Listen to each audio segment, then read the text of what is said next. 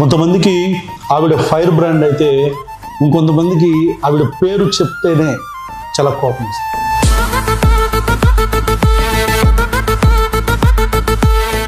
Roja are you soft hearted or you know లేదా పరిస్థితులు బట్టి మీరు మారిపోతూ ఉంటారా?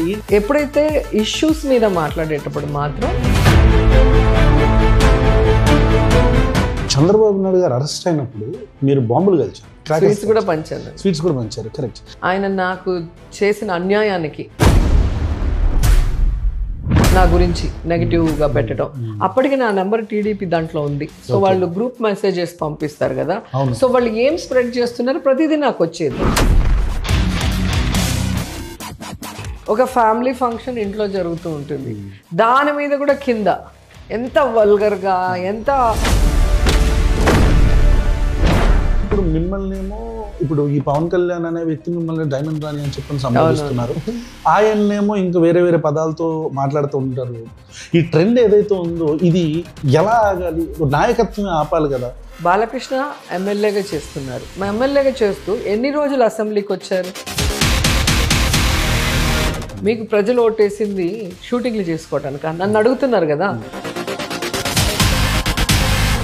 ఆడపిల్లకు ఒక కష్టం అంటే నేను వచ్చి నించుంటా, తాట తీస్తా అన్న. మరి ఏది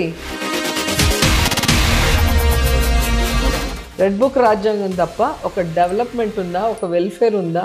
కంపెనీలు తీసుకొస్తున్నామని చెప్తున్నారు కదా నారా లోకేష్ గారు. అవునండి, 3 పెద్ద కంపెనీలు ఈ ఇయర్లో ఓపెన్ అయినాయి. మీరు చూడలేదా?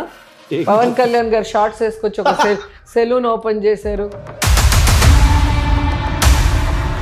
మీరు నగరికి మీ నియోజకవర్గానికి చేసిన అభివృద్ధి ఏంటి అనేది మీరు చెప్పగలరా? నేను ఛాలెంజ్ చేస్తున్నా ఈరోజు బాలకృష్ణకి అండ్ పవన్ కళ్యాణ్కి.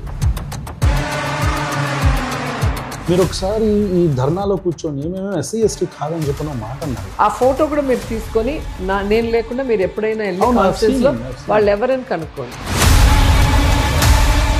పవన్ కళ్యాణ్ అనే వ్యక్తి ఒక సీటు, ఆయన సీట్లో కూడా ఆయన 2 చోట్ల ఓడిపోయిన వ్యక్తిని ఉరుకురికే అట్లా పోక్ చేయటం వలన ఆయన జగన్మోహన్ రెడ్డి గారిని జగన్ అని పిలిచే స్థాయికి వచ్చి, అంటే ఏకవచనంతో, because Jaganmohan Reddy is a proven leader by then.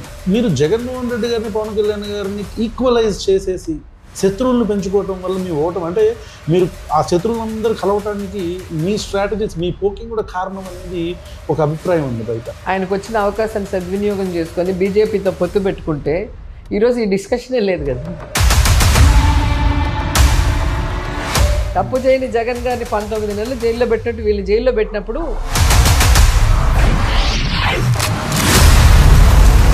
జైలుకి పోయి అన్ని నెలలు కనుక పవన్ కళ్యాణ్ లోకేష్నో పెడితే లేదా చంద్రబాబు నాయుడునో పెడితే వాళ్ళు బతికి బయటకు వస్తారా? నా కిడ్నీలు చిన్నగా అయిపోయినాయి, నా కళ్ళు మసకగా ఉంది, నాకు బీపీ పెరిగిపోతుంది. కానీ మీరెంత వల్గర్గా మాట్లాడారు, మిమ్మల్ని ఎందుకు అరెస్ట్ చేయట్లేదు ఈ రోజుకి? ఇదే సాంబశివరావు అంటే మీ క్యాస్ట్ అయితే ఏమైనా మాట్లాడచ్చు. కృష్ణమోహన్ గారు ఆ కామెంట్ అంటే కరెక్ట్ అని మీరు అనుకుంటున్నారు? అమరావతిలో ఉన్న సెక్స్ వర్క్ గురించి మాట్లాడతాం, దానికి సాక్షి చాలనలో తప్పు అని చెప్పి ఎప్పుడు జరగనటువంటి విధంగా అన్ని జిల్లాల్లో దాడులు. మీ పార్టీ వాళ్ళు కూడా చేశారు కదా, టీడీపీ పార్టీ మీద దాడి, పార్టీ ఆఫీస్ మీద. ఎప్పుడు చేశాం? వైసీపీ రెజీమ్లో మీ జగన్మోహన్ రెడ్డి గారు ముఖ్యమంత్రి ఉన్నప్పుడు. ఇదంతా ఇప్పుడు లోకేష్ ఏమో ఓపెన్ ప్లాట్ఫామ్ మీద గన్నవరంలో కడ్రాయర్తో పరిగెత్తిస్తానంటారు. అదే అండి, వాళ్ళంటే అది హీరోయిజం. మీరు లోకేష్ వాడు వీడు అంటారు కదా. రోజా గారు, మీరు ఇంతమందికి సహాయం చేశానని చెప్తున్న జబర్దస్త్ నుంచి కావచ్చు, మిమ్మల్ని విపరీతంగా దుర్భాషలు ఆడుతుంటే మీరు దాన్ని ఎట్లా తీసుకుంటారు? ఏనుగు నడిచి వెళ్తుంటే కుక్కలు మరుగుతూ ఉంటాయి అంతే. మీరు వెంకటేశ్వర స్వామిని నమ్ముతున్నారు కదా, బాగా దేవుళ్ళు అందరినీ నమ్ముతారు కదా. సో ప్రశ్న మీడియా తరపు నుంచి వెంకటేశ్వర స్వామి మీద ప్రమాణం చేసి ఖచ్చితంగా చెప్పండి. ఇక్కడైనా చెప్తాను, కొండ మీద అయినా చెప్తాను. ఇక్కడే చెప్పిన ప్రమాణం చేసి చెప్పండి మనం. ఓకే, వెంకటేశ్వర స్వామి మీద ప్రమాణం చేసి చెప్తున్నాను.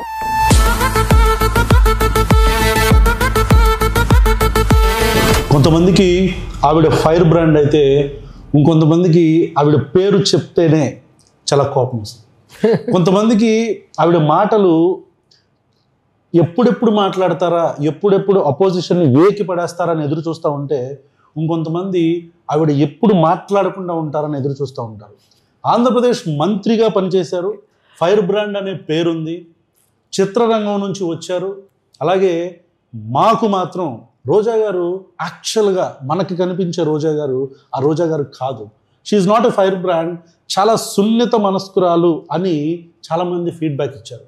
సో ఆవిడ ఏంటి, జగన్ గారిని ఇంప్రెస్ చేయడానికి మాట్లాడతారా, లేదా రాజకీయాల్లో నిలదొక్కుకోవడానికి తప్పక మాట్లాడాల్సిన పరిస్థితి ఏర్పడిందా ఏంటనేది ఆవిడనే అడిగి తెలుసుకుందాం. సో ఇప్పటికే ఆవిడెవరో మీకు తెలుసుంటుంది. నన్నదర్ రోజా గారు, నమస్తే అండి. నమస్తే అండి. బాగున్నారా? ఇంట్రొడక్షన్ కొద్దిగా ఎక్కువైందా? చాలా బాగుంది.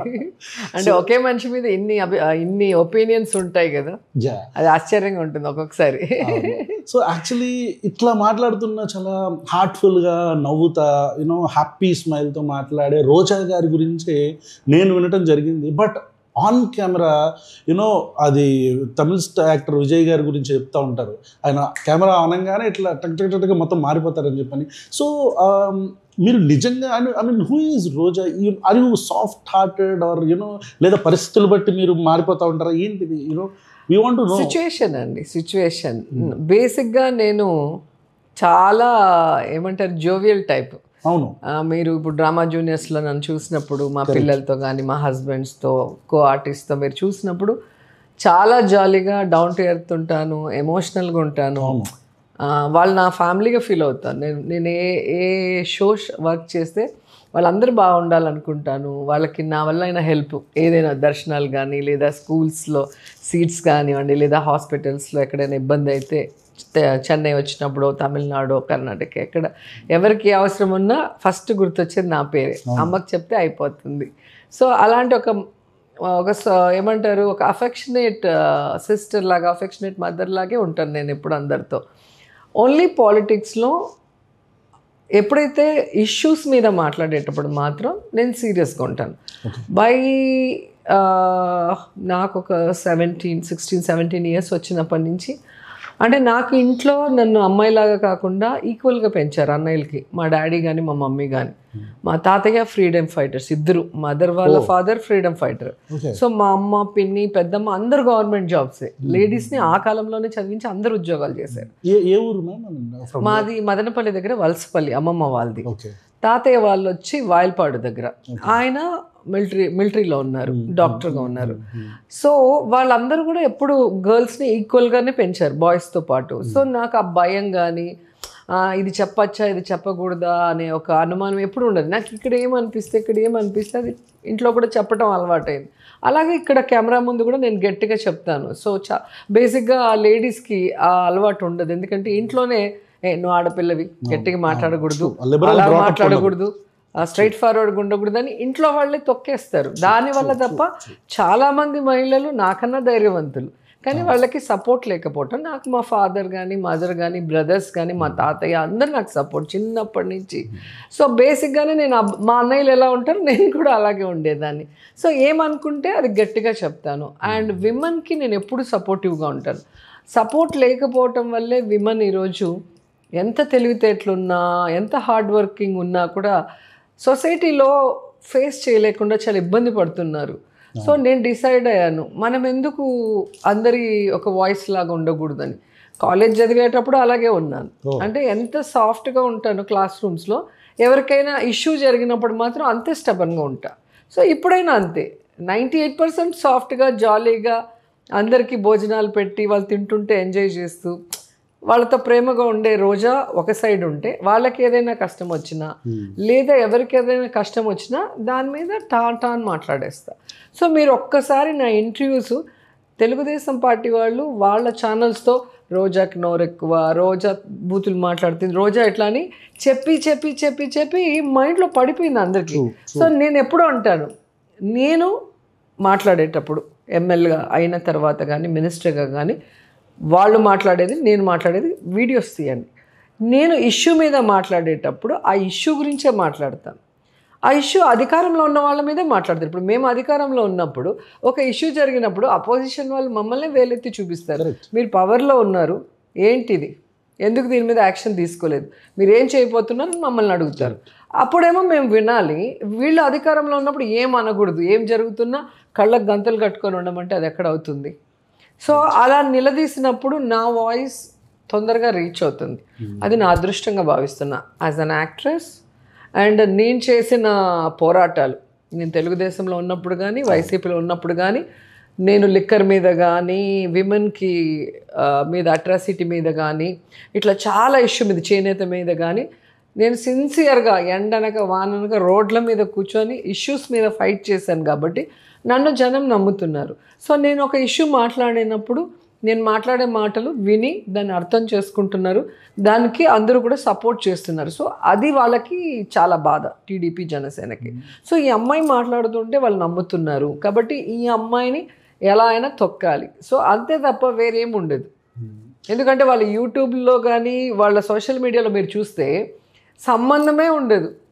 ఒక ఫ్యామిలీ ఫంక్షన్ ఇంట్లో జరుగుతూ ఉంటుంది, దాని మీద కూడా కింద ఎంత వల్గర్గా ఎంత హర్టింగ్గా మెసేజెస్ పెడతారు. సో పైనున్న వీడియోనో పైనున్న ఫోటోనో ఏదన్నా మీకు నచ్చకపోతే కామెంట్ పెడితే నేను సరిదిద్దుకోవడానికి ఎప్పుడు రెడీగా ఉన్నాను. నేను ఏ రోజు కూడా నేను చేసిందే కరెక్ట్, నేను సరిదిద్దుకోను అనే క్యారెక్టర్ కాదు. కానీ వాంటెడ్గా ఇంట్లో పూజ జరుగుతున్న ఫోటో కానీ వీడియో ఉన్న, పిల్లలతో బర్త్డే ఫోటో వీడియో ఉన్న వాటికి కూడా మాట్లాడుతున్నారంటే మీరు ఎంత ఫ్రస్ట్రేటెడ్గా ఉంటారు నా విషయంలోనే మీరు అర్థం చేసుకోవాలి. యాక్చువల్లీ ఫర్ దట్ మ్యాటర్ మీరు శేఖర్ మాస్టర్ గారితో ఒక డాన్స్, ఐ మీన్ మీరు అధికారంలో ఉన్నప్పుడు ఒక డాన్స్ దాని మీద చేసినప్పుడు నా సొంతంగా నేనే టైప్ చేసి మరి పోస్ట్ పెట్టాను. లైక్ మీదిను బాలకృష్ణ గారిది కింద పెట్టి ఈవిడ ఎమ్మెల్యేనే ఈయన ఎమ్మెల్యేనే, ఈవిడ ఒక డాన్స్ షోలో పార్టిసిపేట్ చేశారు, ఈయన ఒక మూవీలో డాన్స్ చేస్తున్నారు. What is the difference? I mean why are you differentiating? ఆవిడ ఏం తప్పు చేశారు, ఇతను ఏం మంచి చేశారు? అదే అర్థం కాదు. అంటే ఎంత మగ అహంకారం తెలుగుదేశం జనసేన వాళ్ళకనేది నాకు అర్థమవుతుంది. ఇప్పుడు బాలకృష్ణ ఎమ్మెల్యేగా చేస్తున్నారు, మా ఎమ్మెల్యేగా చేస్తూ ఎన్ని రోజులు అసెంబ్లీకి వచ్చారు, ఎన్ని ఇష్యూస్ మీద ఫైట్ చేశారు, ఎన్ని రోజులు కాన్స్టిట్యున్సీకి వెళ్ళారు, ఎంతమందికి ఫోన్లో అందుబాటులో ఉండి వాళ్ళ సమస్యల్ని పరిష్కరించారు, ఏం డెవలప్ చేశారు నాకు చెప్పమానండి, నేను చెప్పగలను. యాజ్ ఎ ఎమ్మెల్యేగా, పొజిషన్ ఎమ్మెల్యేగా, అధికారంలో ఉన్న ఎమ్మెల్యేగా, మినిస్టర్గా నేను ఏం చేశాను నేను చూపిస్తాను. ఈ రోజైనా మీరే సాక్ష్యం. ఎక్కడికి రమ్మంటారో మా కాన్స్టిట్యున్సీకి మీరు రండి, అలాగే వాళ్ళ కాన్స్టిట్యున్సీకి వెళ్దాం. వాళ్ళు ఏం చేశారు 10 సంవత్సరాల్లో నేను ఏం చేశాను నేను చూపిస్తాను. ఎస్, నేను ఛాలెంజ్ చేస్తున్నాను ఈరోజు బాలకృష్ణకి అండ్ పవన్ కళ్యాణ్కి. సో వాళ్ళంతా పెద్ద పెద్ద సీనియర్ మోస్ట్ ఆర్టిస్టులు కదా, మరి సంపాదించేసుకున్నారు, బాగా వెల్ ఎస్టాబ్లిష్డ్ కదా, ఇప్పుడు ఎందుకు షూటింగ్స్ చేస్తున్నారు? మీకు ప్రజలు ఓటేసింది షూటింగ్లు చేసుకోవటానికి. నన్ను అడుగుతున్నారు కదా, యాజ్ ఏ ఎమ్మెల్యేగా నేను నుండి జబర్దస్త్ చేస్తే నీకు ఓటేసింది షూటింగ్ చేసుకోవడానికి అన్నారు.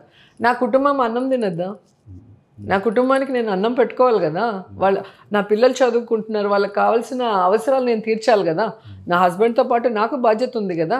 కానీ మీరు వెల్ ఎస్టాబ్లిష్డ్ అయ్యి మీరు ఎందుకు చేస్తున్నారు ఫస్ట్ క్వశ్చన్ నాది. రెండోది, మీకెందుకు ఓట్లు వేశారు మిమ్మల్ని షూటింగ్లు చేసుకోవడానికి అని నేను అడుగుతున్నాను.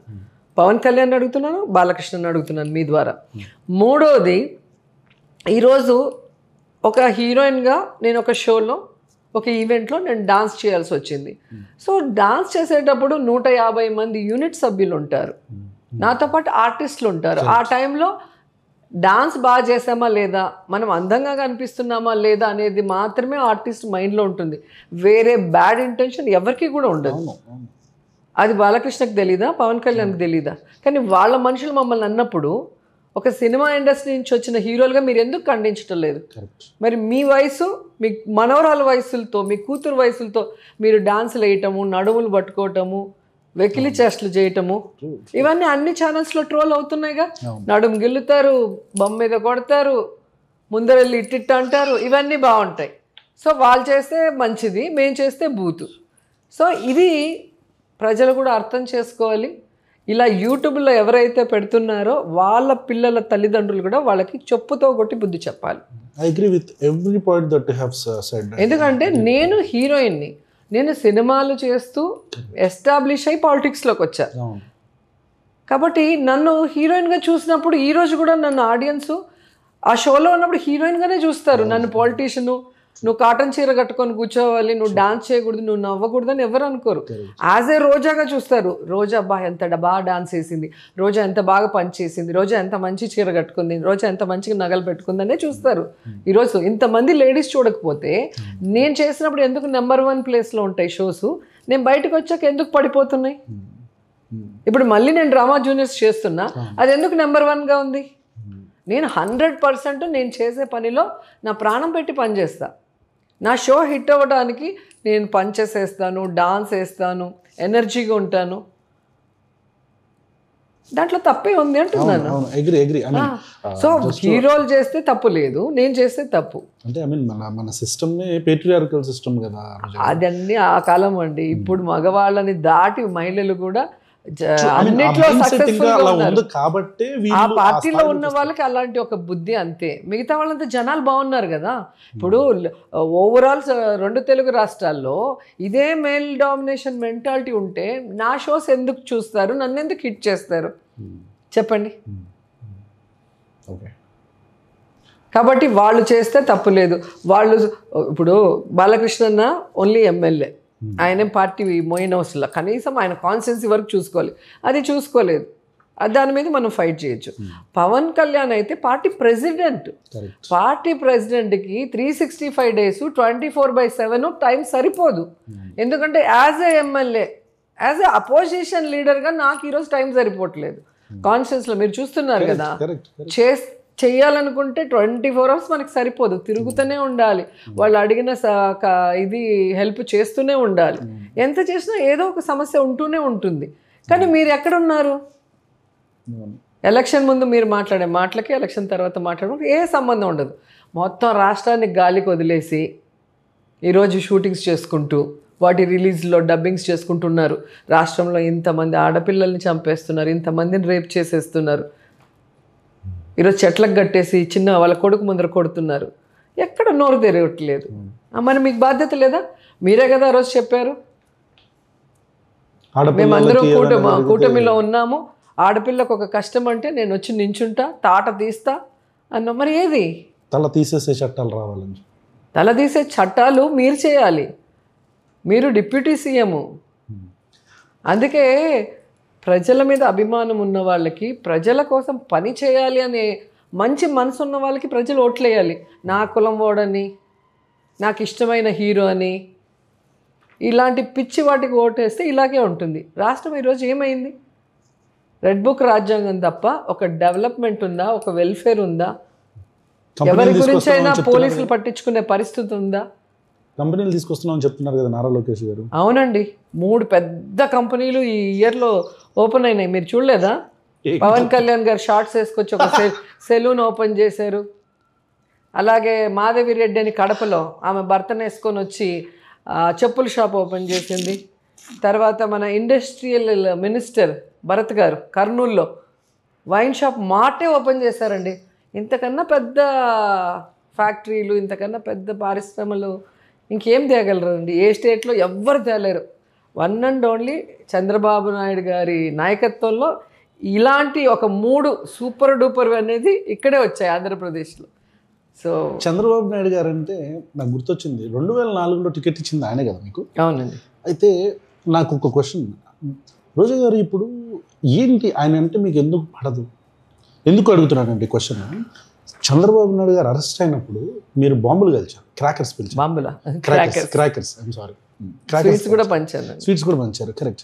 అంటే ఒక మనిషిని అరెస్ట్ చేసినప్పుడు మనకి అతను అంటే చాలా ద్వేషం ఉంటేనో, లేకపోతే అంటే అది ఒక పతనం కింద చూస్తాను నేను. అంటే ఒక రకమైన ఒక మనిషిని అరెస్ట్ చేస్తున్నారు. నేను ఒక ఇంటర్వ్యూలో కూడా చెప్పడం జరిగిందండి. ఇప్పుడు యాజ్ ఏ ఉమెన్గా లేదా నేనున్న పొజిషన్కి చంద్రబాబు నాయుడిని ఏం చేయలేకపోవచ్చు. ఆయన నాకు చేసిన అన్యాయానికి నేను కంటెస్ట్ చేయాలన్న ఆలోచన లేనప్పుడు నన్ను కంటెస్ట్ చేయమని చెప్పి నాకు తెలియని ఒక ఊరికి పంపించి, రేపు మార్నింగ్ లాస్ట్ డేట్ నామినేషన్ అంటే ముందు రోజు నైట్ పంపించి, చంద్రగిరి నగిరి అక్కడున్న ఈయన పిఏ గారు కానివ్వండి, అంతకుముందు ఎక్స్ ఎమ్మెల్యే కానివ్వండి, ఈయన క్లోజ్ ఫ్రెండ్ కానివ్వండి, లేదా ఆఫీస్లో వర్క్ చేస్తున్న వాళ్ళు, వీళ్ళెవరు నాకు వర్క్ చేయలేదు. కాదు మిగతా 5 మంది ఉన్నారు. మన దొరస్వామి రాజు గారు, అశోక్ రాజు గారు, అండ్ రమేష్ చంద్ర ప్రసాద్, రాధా గారు, ఇంకొకరు ఎవరు, 5 మంది ఉన్నారు. సో నాకు సీట్ వద్దని మేము క్లియర్గా చెప్పాము. నేను ఓన్లీ ప్రచారం చేస్తున్నాను, ప్రచారం చేస్తూ హ్యాపీగా ఉన్నాను కదా. లేదు విమెన్కి నువ్వు రిప్రజెంట్ చేయాలి, నువ్వు చాలా బాగా మాట్లాడుతావు, నీ అంత ధైర్యవంతురాలు ఉండాలి పాలిటిక్స్లో అని ఇచ్చినప్పుడు కనీసము ఒక 6 నెలల ముందు సీట్ ఇవ్వాలి. లేదు ఇచ్చే ముందు అక్కడ ఉన్న లీడర్స్కి చెప్పాలి, ఈ అమ్మాయిని మీరు గెలిపించాల్సిన బాధ్యత మీది, మిగతా మీకేం కావాలన్నా నేను చూసుకుంటానని ఒక లీడర్ చెప్తేనే అక్కడ ఉన్న వాళ్ళు చేస్తారు. లేదంటే కొత్త అమ్మాయి వస్తే ఆమెను గెలిపిస్తే నాకన్నా ఏజ్లో పెద్దవాళ్ళు వాళ్ళు, నేను అక్కడ పాతుకుపోతే వాళ్ళకి రాజకీయంగా లైఫ్ ఉండదు కదా. వాళ్ళ తప్పని నేను అనను, కానీ వాళ్ళకి రాజకీయంగా లైఫ్ లేనప్పుడు వాళ్ళు నన్ను ఎలా గెలిపిస్తారు? I want to add point అండి ఇక్కడ. యాక్చువల్గా నేను అంటే ఐ వాజ్ స్టడీయింగ్ దెన్, చదువుకుంటున్నాను అప్పుడు 2004 ఎగ్జాక్ట్లీ. అప్పుడు ఒక హెడ్లైన్ చదివాను నేను ఈనాడు పేపర్లో, నగిరి రాణి అని చెప్పని మీరు లూనా మీద వెళ్తున్నదో సంథింగ్ ఏదో ఒక పిక్ వేశారు. అంటే అప్పుడు ఏంటంటే సాధించుకున్నారు ఆవిడ అన్నట్టు ప్రొజెక్ట్ చేశారు. So it was not fault. సాధించుకుంటూనే ఉన్నానండి నా లైఫ్లో. నాకు ఏది కూడా ఇలా ఏమంటారు వడ్డించిన విస్తరి కాదు నా లైఫ్. మీరు చూస్తే సినిమాలో కానీ పాలిటిక్స్లో కానీ, నేను ఫస్ట్ మూవీ ప్రేమ తపస్సు చేసినప్పుడు నాకు యాక్టింగ్ రాదు, డాన్స్ రాదు. మా డాడీ కోసం నేను ఎంటర్ అయ్యాను. మా డాడీ ఫ్రెండ్ శివప్రసాద్ గారు నా ఫోటో చూసి ఈ అమ్మాయి అయితే నాకు క్యారెక్టర్ కరెక్ట్గా ఉంటుందని అడిగినప్పుడు, నాన్నకి సినిమా ఇండస్ట్రీ అంటే ఇష్టం, సౌండ్ ఇంజనీర్గా ఉన్నారు సారథి స్టూడియోలో. సో డాక్యుమెంటరీ మూవీస్ 2 తీశారు, ఆయనకు నేషనల్ అవార్డు కూడా వచ్చింది, వైఎన్ రెడ్డి. సో ఆయన మెయిన్ సినిమా తీయలేకపోయారు. నాకు అవకాశం వచ్చినప్పుడు నా కోసం చెయ్యి అన్నప్పుడు ఆ రోజు మా నాన్న కోసం చేశాను. కానీ ఆ సినిమాలో నాకు జరిగిన అవమానానికి నేనేంటో ప్రూవ్ చేసుకోవాలని నేను డాన్స్ ఎలా చేయాలనేసి కసితో డాన్స్ చేయటం కానీ, ఎక్స్ప్రెషన్స్ నేర్చుకోవటం కానీ, బెస్ట్గా ఉండటానికి నేను ట్రై చేసి నేను సక్సెస్ అయ్యా. నాకెవరో ఒక గాడ్ ఫాదర్ వచ్చి 10 సినిమాలు ఇచ్చేసి నాకు యాక్టింగ్ రాకపోయినా నేను సక్సెస్ అయిన అమ్మాయిని కాదు. అలాగే పాలిటిక్స్లోకి వచ్చినప్పుడు కూడా అదే శివప్రసాద్కి ప్రచారానికి వచ్చాను నేను. సత్యవేడ్లో ఆయన కంటెస్ట్ చేసినప్పుడు, అమ్మ నువ్వు వస్తే తెలుగు తమిళ్ బార్డర్ అది, సో నేను 2 లాంగ్వేజ్లో టాప్ హీరోయిన్ కాబట్టి మా డాడీ గారిని అడిగితే మళ్ళీ మా నాన్న ఒక రోజుకే రా అని చెప్పి తీసుకెళ్లారు. సో అక్కడ ప్రచారం చేసేటప్పుడు నా వాయిస్ కానీ పాలిటిక్స్కి నా బేస్ వాయిస్ బాగా సూట్ అయిందని ధైర్యంగా మాట్లాడుతున్నాను, రాసిచ్చి చెప్పింది చెప్పినట్టు. అప్పుడు ఏం తెలియదు కదా పాలిటిక్స్, వాళ్ళు చెప్తే అది టక్కటక్క చెప్పేశారు. 1999 ఎలక్షన్. అప్పుడు ఆ ప్రచారంలో చూసి ఈ అమ్మాయి ఎవరు భలే మాట్లాడుతుంది అని చెప్పి స్టేట్ ఫుల్గా నన్ను ప్రచారానికి యూజ్ చేశారు. ఎమ్మెల్యే ఎలక్షన్లు, ఎంపీ ఎలక్షన్లు, మళ్ళీ బై ఎలక్షన్స్, మున్సిపల్ ఎలక్షన్లు, కార్పొరేషన్, జడ్పీ ఎలక్షన్లు అన్నిటికీ పని చేయించుకున్నారు. 2 తెలుగు రాష్ట్రాలు అప్పుడు కంబైన్డ్గా ఉంది. నేను ఈరోజు తెలియని ఊరు లేదు, అంతమందికి వర్క్ చేశా. ఈరోజు ఒక జడ్పీటీసీ ఎక్స్ అయినా ఇంకొకరైనా కూడా మేడం నాకు పని చేసింది అనేది వాళ్ళకి తెలుసు, వాళ్ళకి నాతో ఫోటో ఉంటుంది. అంత సిన్సియర్గా నేను పనిచేశాను.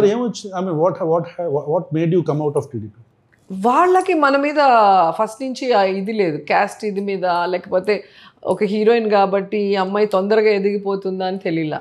అవసరం వద్దంటే ఆ రోజు నగిరిలో ఇచ్చారు, ఎవరికి చెప్పలేదు. సరే ఓడిపోయిన తర్వాత కూడా నేను వెనకడుగు వేయలేదు. 5 years నేను కష్టపడి ఎవ్రీడే నేను నగిరిలో, చెన్నై టు నగిరి మార్నింగ్ వెళ్ళటం, నైట్ రావటం, ధర్నాలు కానీ, ఎలక్షన్స్, లోకల్ బాడీ ఎలక్షన్స్ కానీ అన్నీ నా డబ్బులతో నేను కష్టపడి చేసుకుంటే, మళ్ళీ ఎలక్షన్ టైంకి ముదుకృష్ణం నాయుడు పార్టీలోకి వస్తున్నాడు అని చెప్పేసి నన్ను ఎక్కడో ఎత్తుకుపోయి వేయాలంటారు. నాకు పాలిటిక్సే వద్దు అని చెప్పి నేను చెన్నైకి వెళ్ళిపోయాను.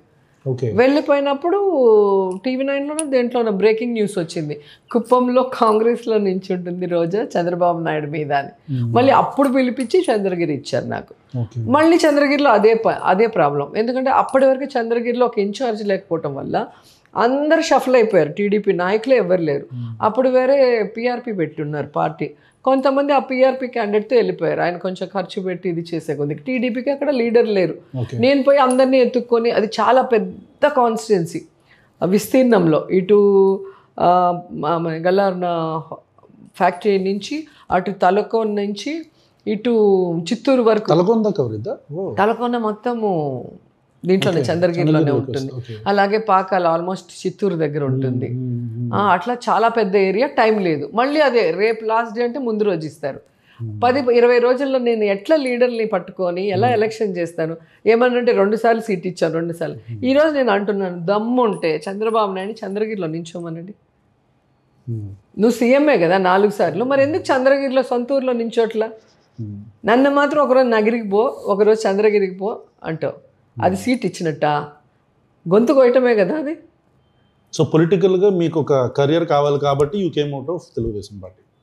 అలా అది కూడా కాదు. నన్ను ప్రతిసారి బ్యాక్ స్టాంప్ చేయటమే కాకుండా ఇక మనం ఇక్కడ ఉంటే రాజకీయంగా మనకి వద్దు అని చెప్పి నేను బయటకు వచ్చేయటం జరిగింది. వచ్చేస్తే రాజశేఖర రెడ్డి గారు అప్పుడు తిరుపతిలో బెల్ కంపెనీ పెడుతున్నారు. సో నేను యాజ్ ఏ డిస్ట్రిక్ట్ ఒక ఎక్స్ లీడర్గా వెళ్ళి కలిశాను. అప్పటికి నా మైండ్లో అయితే ఇంకా ఏమీ లేదు, ఒక కన్ఫ్యూజన్లో ఉన్నాను. నన్ను తీసుకువెళ్ళారు. సరే, ఆయనకు ఒక బొకే ఇచ్చి థ్యాంక్స్ చెప్పాం. మా జిల్లాలో ఇంతవరకు జిల్లాలో పుట్టి పెరిగిన చంద్రబాబు నాయుడే మా ప్రజల కోసం ఏం చేయలేదు, మీరు ఈ విధంగా 30,000 మందికి పైగా ఉద్యోగ అవకాశాలు ఉన్నాయి దాంట్లో అప్పుడు. సో ఇంత మంచి పెద్ద ప్రాజెక్ట్ తెచ్చారని నేను విష్ చేసి బయటకు వచ్చేసాను. ఆ లోపల అన్ని ఛానల్స్లో వచ్చేసి ఇంకా ఆఫీస్లో ఆ కక్ష బట్టి నా మీద ఆమెను తరిమేయాలంటే మీరే నన్ను తరిమేది, నేనే మిమ్మల్ని తరిమేస్తున్నానని రిజైన్ చేసి ఫ్యాక్స్ పెట్టేసి వచ్చేసాను. రాలేదు. పనికి మాలిన వాళ్ళంతా పోయి ఆడపోయి ఆమెను తీసి ఈమెను తీసి అంటే ఒక్కరు కూడా వర్క్ చేయరు. మనం వర్క్ చేస్తే వాళ్ళకి పేరు. మనం కష్టపడుతుంటే ఆమెను తీసేయమంటే ఎట్లాగా? సరే, మీరేం తీసేది? నేను హార్డ్ వర్క్ చేసే అమ్మాయిని. నేను ఏ పార్టీకి పోయినా నాకు వాల్యూ ఇస్తారు. విమెన్ కోసం నేను పనిచేస్తే ఆ విధంగా ఏ లేడీ ఉన్నారు చెప్పండి? ఏ స్టేట్లో ఏ లేడీ ఉన్నారు? తమిళనాడు చూసారు, తెలంగాణ చూసారు, మీరు ఆంధ్ర చూసారు, కర్ణాటక చూడండి. నాలాగా పార్టీ కోసం ప్రజల కోసం రెండు చేస్తా. పార్టీ కోసం పనిచేస్తా, ప్రజల కోసం పనిచేస్తా, ముఖ్యంగా విమెన్ కోసం ఫైట్ చేస్తా. ఎవరు చేస్తారు చెప్పండి? కోపం వచ్చింది, రిజైన్ చేసేసి ఫ్యాక్స్ చేసేసి వెళ్ళిపోయాను. వెళ్ళిపోయి 1 year నేను అసలు ఏ పార్టీకి పోలేదు, ఎక్కడికి పోలే. కామ్గా నేను నా పని చూసుకుంటూ మళ్ళీ నేను మోడర్న్ మహాలక్ష్మి అని ఒక షో స్టార్ట్ చేసుకున్నా. ఒక రిలాక్సేషన్ తర్వాత ఆలోచిద్దాం, ఇప్పుడు పాలిటిక్స్ వద్దని. ఇంకా రోజు నా గురించి నెగిటివ్గా పెట్టడం. అప్పటికి నా నెంబర్ టీడీపీ దాంట్లో ఉంది. సో వాళ్ళు గ్రూప్ మెసేజెస్ పంపిస్తారు కదా, సో వాళ్ళు ఏం స్ప్రెడ్ చేస్తున్నారు ప్రతిదీ నాకు వచ్చేది. అప్పుడు నాకు ఎలా ఉంటుంది చెప్పు? మీరు వద్దనుకున్నారు, నేను వద్దనుకుని వెళ్ళిపోయాను, సైలెంట్గా ఉన్నా. మీకేం పని నా గురించి? ఇంకా అక్కడ స్టార్ట్ అయింది. మళ్ళీ ఒక్కసారి నెల్లూరు మీటింగ్లో అనుకుంటా జగన్ సారు అమ్మాయిని పిలిపించండి, నాన్న అమ్మ వచ్చింది, మనం చూసుకుందాము అని చెప్పి 2012 ఏం తెలియలా నెల్లూరులో ప్రచారానికి వచ్చారు. అన్న రెయిన్ పడుతుంది, ఇలా నించొని ఉంటారా లైన్ షర్ట్స్లో. అదే నేను మళ్ళీ ఎంటర్ అవ్వటం చెప్పారని చెప్పి మళ్ళీ ఎంటర్ అయితే ఆ రోజు సోమిరెడ్డి గారు, అంతకుముందు సోమిరెడ్డి గారితో నేను వర్క్ చేస్తాను. ఆయన జిల్లా అధ్యక్షుడు, నేను స్టేట్ మహిళా ప్రెసిడెంట్. అదే నెల్లూరులో ఎన్ని ప్రోగ్రామ్స్ మేము పెట్టామో ఆయనకు తెలుసు. కానీ చంద్రబాబు నాయుడిని మెప్పించడం కోసం ఆయన ఏది పడితే అది నన్ను మాట్లాడటం జరిగింది. ఆ రోజు ఇచ్చాను ఎన్టీవీలో 2 hours ప్రోగ్రామ్. అది 1/2 hour అని పోయి కూర్చున్నాం లైవ్లో. కాల్స్ వస్తున్నాయి. ఇంకా నాకు ఫెరోషియస్ అయిపోయా. 2 hours అయింది ఆ షో, ఎక్కడికో వెళ్ళిపోయింది. 2 hours లెఫ్ట్ అండ్ రైట్ అందరికి ఇచ్చేసా. ఇంకా ఆ రోజు నుంచి మనం ఇంత మంచిగా ఉండి ఇంత కష్టపడితే మన లైఫ్ నాశనం చేసి మళ్ళీ మన గురించి నెగిటివ్గా మాట్లాడితే మనం సైలెంట్గా ఉంటే అది మనం ఒప్పుకున్నట్టు అవుతుంది. సో ఆ రోజు నుంచి వాళ్ళు ఏం మాట్లాడితే దానికి అప్పటికప్పుడు ఇచ్చేస్తాను నేను. అంతే. ఇప్పుడు మనం తప్పు చేసినోడికి అంత ధైర్యం ఉన్నప్పుడు తప్పు చేయని మనం ఎందుకు భయపడాలి? ఈరోజు చంద్రబాబు నాయుడు యాజ్ ఎ లీడర్గా ఫెయిల్యూర్డ్. అదే రాజశేఖర రెడ్డి ఆయన నమ్ముకున్న వాళ్ళందరినీ గెలిపించుకున్నాడు, ఈవెన్ జయసుధతో సహా. జయసుధ గారికి ఖైరతాబాద్లో ఎవరు తెలుసా? ఎలా గెలిచింది?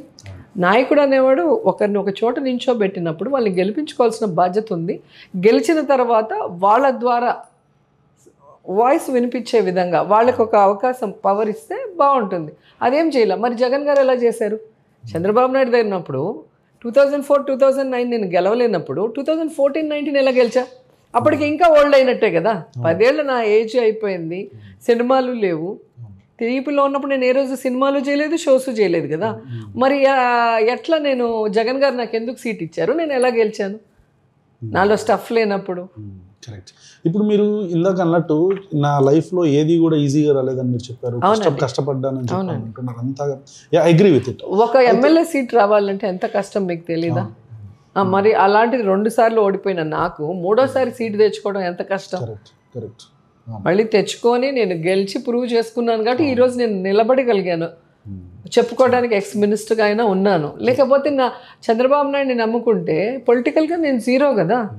ఒక లూజర్గా, ఒక ఫెయిల్యూర్గా ఉండిపోయింటాను కదా జగనన్న లేకపోతే. అలాంటి కష్టపడి వచ్చిన మీకు మీ చుట్టుపక్కల ఉన్న కోటరీ కావచ్చు, లేకపోతే మీ కింద ఉన్న అంటే వైఎస్ఆర్సీపీకి కింద అనకూడదేమో, వైఎస్ఆర్సీపీకి సంబంధించిన మీ తోటి నాయకత్వం కావచ్చు మీ జిల్లాలో ఓకే మీకు అంటే మిమ్మల్ని ఇబ్బంది పెట్టి బ్యాక్ స్టాప్ చేశారని మీరు పలు సందర్భాల్లో చెప్పారు ఎలక్షన్. ఇది పాలిటిక్స్లో పవర్ గేమ్. ఇది జగనన్నని ఎందుకు ధర్మేశారు కాంగ్రెస్లోంచి? వాళ్ళకన్నా పవర్ఫుల్గా ఎదుగుతాడన్న భయంతోనే ఉంటుంది. అది స్టేట్లో జగనన్నకి ఎలా ఉందో జిల్లాలో మాకుంటుంది, కాన్స్టిట్యున్సీలో మాకుంటుంది. సో దాన్ని నేను తప్పని ఎప్పుడు అనను. ఎందుకంటే పవర్ పాలిటిక్స్లో ప్రతి ఒక్కరు డామినేట్ చేయాలి, నేనే పైన ఉండాలి, నేనే జగన్ గారికి పక్కన ఉండాలి అనుకుంటారు నెంబర్ 1గా. సో ఆ రన్నింగ్ రేస్లో నేను ఎప్పుడు ఫైట్ చేసుకుంటాను, నా పని నేను చేసుకుంటాను. నేను ఇంతవరకు జగన్ గారికి కంప్లైంట్ చేయడం కూడా నాకు అలవాటు ఉండదు, నాకు ఇష్టం ఉండదు. ఎందుకంటే మనమే ఒక లీడరు, మనల్ని ఎవరో పడేస్తున్నారని మనం ఆయనకు పోయి చెప్తే ఇంకా మన లీడర్షిప్ ఏముంది? మరి ఇప్పుడు మీ ఆ ట్రేసెస్ ఇంకా ఉన్నాయా మీ నియోజకవర్గంలో? లేదు, అందరూ తెలుగుదేశానికి వెళ్ళిపోయారు ఎలక్షన్ ముందు. అవునా? ఇప్పుడు ఆల్ క్లియర్ రిలాక్స్గా వర్క్ చేసుకుంటున్నా. మరి మీది ఒక బయట చాలా వైరల్ అవుద్ది. మీరు అంటారు తెలుగుదేశం పార్టీ వాళ్ళు ఇట్లా మీ మీద ఎక్విజిషన్ చేస్తారని చెప్పని. మీరు ఒకసారి ఈ ధర్నాలో కూర్చొని మేమేమో ఎస్సీ ఎస్టీ కాదని చెప్పని మాట అన్నారు. అవునవును. దానికి సంబంధించి ఈవెన్ నాకు అది యాక్చువల్గా నెగిటివ్ కామెంట్ కాదు. మా కాన్స్టిట్యున్సీలో ఎస్సీస్ పాపులేషన్ ఎక్కువ. అండ్ గతంలో ఎంఆర్ఓల మీద, ఎస్ఐల మీద ఎస్సీ ఎస్టీ కేసులు పెట్టున్నారు. ఓకే.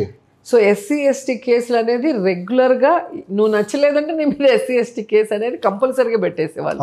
నేను నగరికి వచ్చే ముందు వరకు మీరు ఒకసారి పోలీసులను అడిగి అప్పుడు పాత ఫైల్స్ తెచ్చుకొని ఒక్కసారి ఎంక్వైరీ చేయండి. నేను చెప్పింది అలాగే నమ్మమని నేను ఎప్పుడు చెప్పను. నేను ఏది చెప్పినా అది కరెక్టా కాదా క్రాస్ చెక్ చేసుకోవచ్చు. అలాంటి సందర్భంలో అపోజిషన్ ఎమ్మెల్యేగా నా చుట్టూ ఉన్న వాళ్ళు ఎస్సీస్. ఆ ఫోటో కూడా మీరు తీసుకొని నేను లేకుండా మీరు ఎప్పుడైనా వెళ్ళి కాన్ఫరెన్స్లో వాళ్ళు ఎవరైనా కనుక్కోండి. అంతమంది ఎస్సీల మధ్యలో కూర్చొని ఎస్సీ సమస్య గురించి నేను ఫైట్ చేస్తున్నా. ఏదైతే చంద్రబాబు నాయుడు సామాజిక వర్గానికి చెందిన సిఐ సాయినాథ సంథింగ్, అతను చాలా హెడ్ వెయిట్, చాలా రూడ్ ఫెలో, ఆయన అక్కడ కూర్చొని కేర్లెస్గా నించో ఉన్నాడు. అప్పుడు నేను అన్నాను, మామూలుగా అక్కడ కేసు పెడతారని రాలేదా లేకపోతే దేనికి రాలేదో నాకు తెలియక నేనేం ఎస్సీ కాదులేండి రండి అన్నాను. సో నా ఫేస్లో కూడా మీరు చూడండి ఎక్కడ కూడా నెగిటివ్ ఇది ఉండదు. నాకు ఈ రోజుటికి కూడా ఎస్సీ లీడర్సే హైయెస్ట్గా ఉంటారు మాకు. సో మనతో ఉండే వాళ్ళు కానీ, మన కోసం పనిచేసే వాళ్ళు కానీ, నా ఇంట్లో ఉన్న మొత్తం అందరూ కానీ వాళ్ళే. సో మాకు ఎప్పుడు కూడా క్యాస్ట్ ఫీలింగ్ లేదు. నేను చేసుకునింది బీసీని, నేను చేసుకుంది సెల్లుమణి గారు, సో బీసీ. నాకు అట్లా ఓసీ బీసీ ఎస్సీ ఎస్టీ అట్లాంటి ఫీలింగ్స్ ఎప్పుడూ లేదు. తప్పు చేస్తే ఓసీ అయినా వాయించేస్తా, దాంట్లో ఏం మొహమాటం లేదు. ఓకే. మీరు ఇందాక ఓ మాట చెప్తూ నేను అందరికీ హెల్ప్ చేస్తాను దర్శనాల్లో కావచ్చు వాటిలో కావచ్చు అని చెప్తున్నారు. ఈ దర్శనాల గురించి ఒక కాంట్రవర్సీ కూడా ఉంది కదన్నా. అంటే మీరు దర్శనాలకి ఎక్కువ మందిని తీసుకెళ్తారు అనేది ఒకటైతే, మినిస్ట్రీగా ఉన్నప్పుడు మాకు అవకాశం ఉండేది. సో ఫస్ట్ టైం నేనే తీసుకొచ్చేది. మినిస్ట్రీగా ఉన్నప్పుడు మాకు ఎక్కువ లెటర్స్ ఇచ్చేవాళ్ళు. సో మా కోసం పనిచేసిన లీడర్స్ ఫ్యామిలీస్ని వైఫ్ అండ్ హస్బెండ్ కలిసి ఒక ప్రోటోకాల్ దర్శనం వాళ్ళ లైఫ్లో చేసుకొని ఉండరు. మీకు తెలుసు కదా. అలాంటిది ఫస్ట్ టైం మా నియోజకవర్గంలో నేనే స్టార్ట్ చేశాను. నన్ను చూసి మిగతా మంత్రులంతా కూడా అప్పుడు స్టార్ట్ చేశారు. ఏమంటే మనం అందరికీ జీతాలు ఇవ్వం. ఫస్ట్ పాయింట్, మన కోసం అంటే జగనన్న మీద ప్రేమతో అయినా మన కోసం పనిచేయాలి. జగనన్నతో పాటు మన మీద కూడా కొంచెం పరిచయం అయ్యాక మన మీద అఫెక్షన్ కూడా ఉంటుంది లీడర్స్. దానికోసం వాళ్ళు పనిచేస్తారు. వాళ్ళు ధర్నాలంటే ధర్నాలు చేయాలి, ర్యాలీస్కి వస్తారు. మీరు చూస్తూ ఉంటారు కదా, ఏ చిన్న ఫంక్షన్ అయినా, బర్త్డే అయినా, ఇప్పుడు రాజశేఖర రెడ్డి గారు చనిపోయిన రోజైనా, మళ్ళీ జగనన్న బర్త్డే అయినా, మా బర్త్డే అయినా, వాళ్ళు ప్రేమతో వాళ్ళు క్రాకర్స్ కాల్చి కేక్స్ కట్ చేసి వాళ్ళు సెలబ్రేట్ చేయడం అవన్నీ మనం చూస్తున్నాం కదా. మరి వాళ్ళు మనకు అంత ప్రేమ ఇచ్చినప్పుడు మనం రిటర్న్లో ఏమి ఇవ్వాలి? నాకు అప్పుడు అనిపించింది, ఓకే లైఫ్లో ప్రతి ఒక్కరు కోరుకునేది వెంకటేశ్వర స్వామిని పక్కన నుంచి చూడాలని. సో మనకు అవకాశం ఉన్నప్పుడు ఎవరికో లెటర్ ఇచ్చేది ఎందుకు? మనం మా లీడర్స్ మీరు ఎవరినైనా అడగండి, 5 మండలాలు 2 మున్సిపాలిటీలో ఆల్మోస్ట్ వాళ్ళందరికీ దర్శనాలు చేయించాను. అది నాకు ఈ రోజుకి సంతృప్తిగా ఉంది. దాన్ని నేనేదో టికెట్లు అమ్ముకున్నానని చెప్పి బ్యాడ్ చేశాను. సో ఓకే, దేవుడు ఉన్నాడు చూసుకుంటాడు. నేను నా డబ్బుతో తీసుకెళ్ళి రూమ్స్ వేసి భోజనం పెట్టి మార్నింగ్ దర్శనం చేయించి టికెట్స్ కొని మళ్ళీ బ్రేక్ఫాస్ట్ పెట్టి నా ఇంట్లో నా అన్నదమ్ముల్ని ఎలా తీసుకొని వెళ్తానో అలా వాళ్ళని కాన్స్టిట్యున్సీకి మళ్ళీ పంపిస్తాను. అది నా క్యారెక్టర్. మీరు మాట అన్నారండి, దేవుడు ఉన్నాడు చూసుకుంటారు. ఖచ్చితంగా. నేను నాస్తికుడు, నేను నమ్మను దేవుడిని. అయితే నేను నమ్ముతాను, నేను భయంకరంగా నమ్ముతాను. నమ్ముతారు. Very good, I respect it. Okay.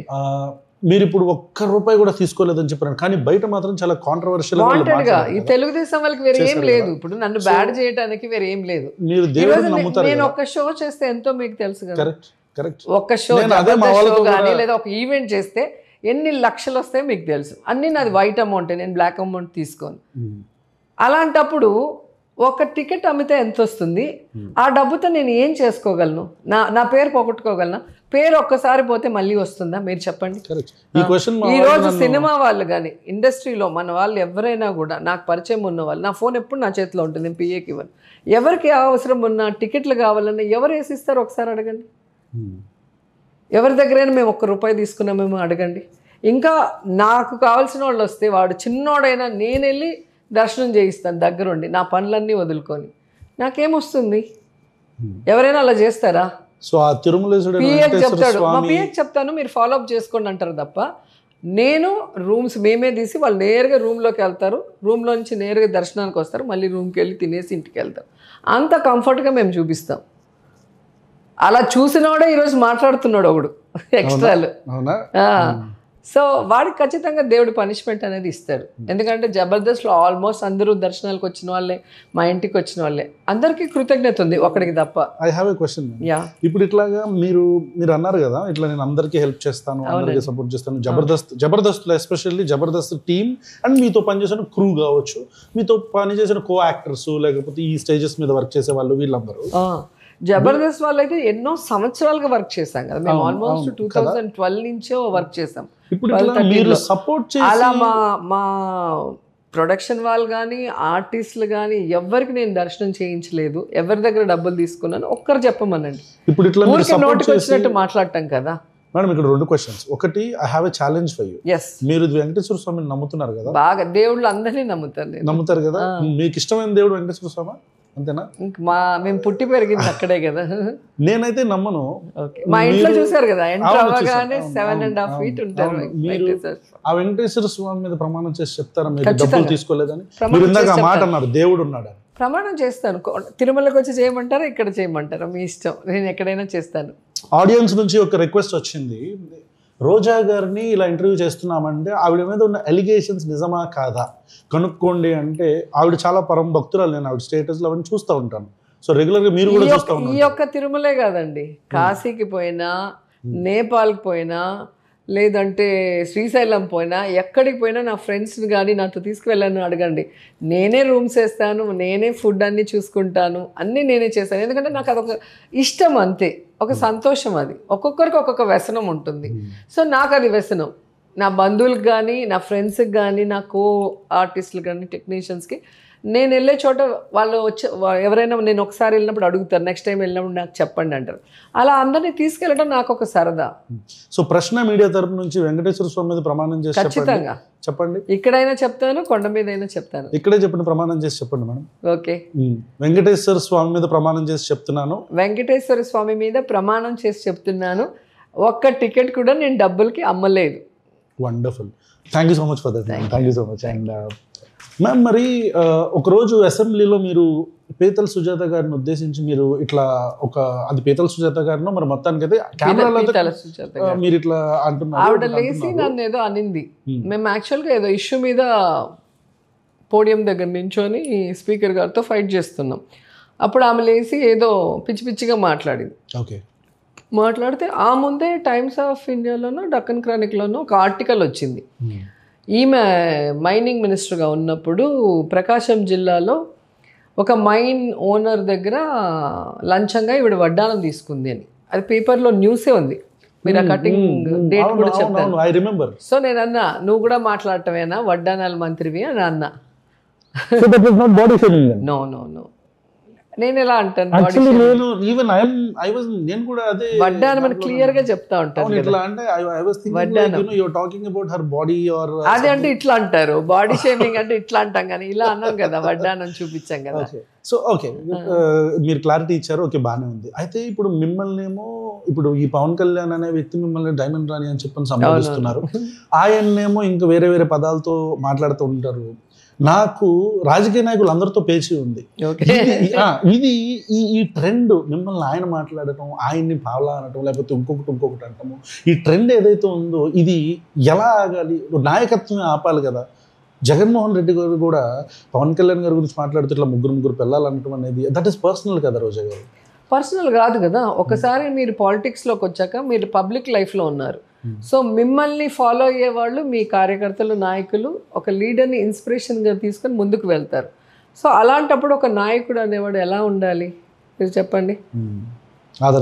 ఆదర్శంగా ఉండాలి, ముఖ్యంగా యువతకు ఆదర్శంగా ఉండాలి.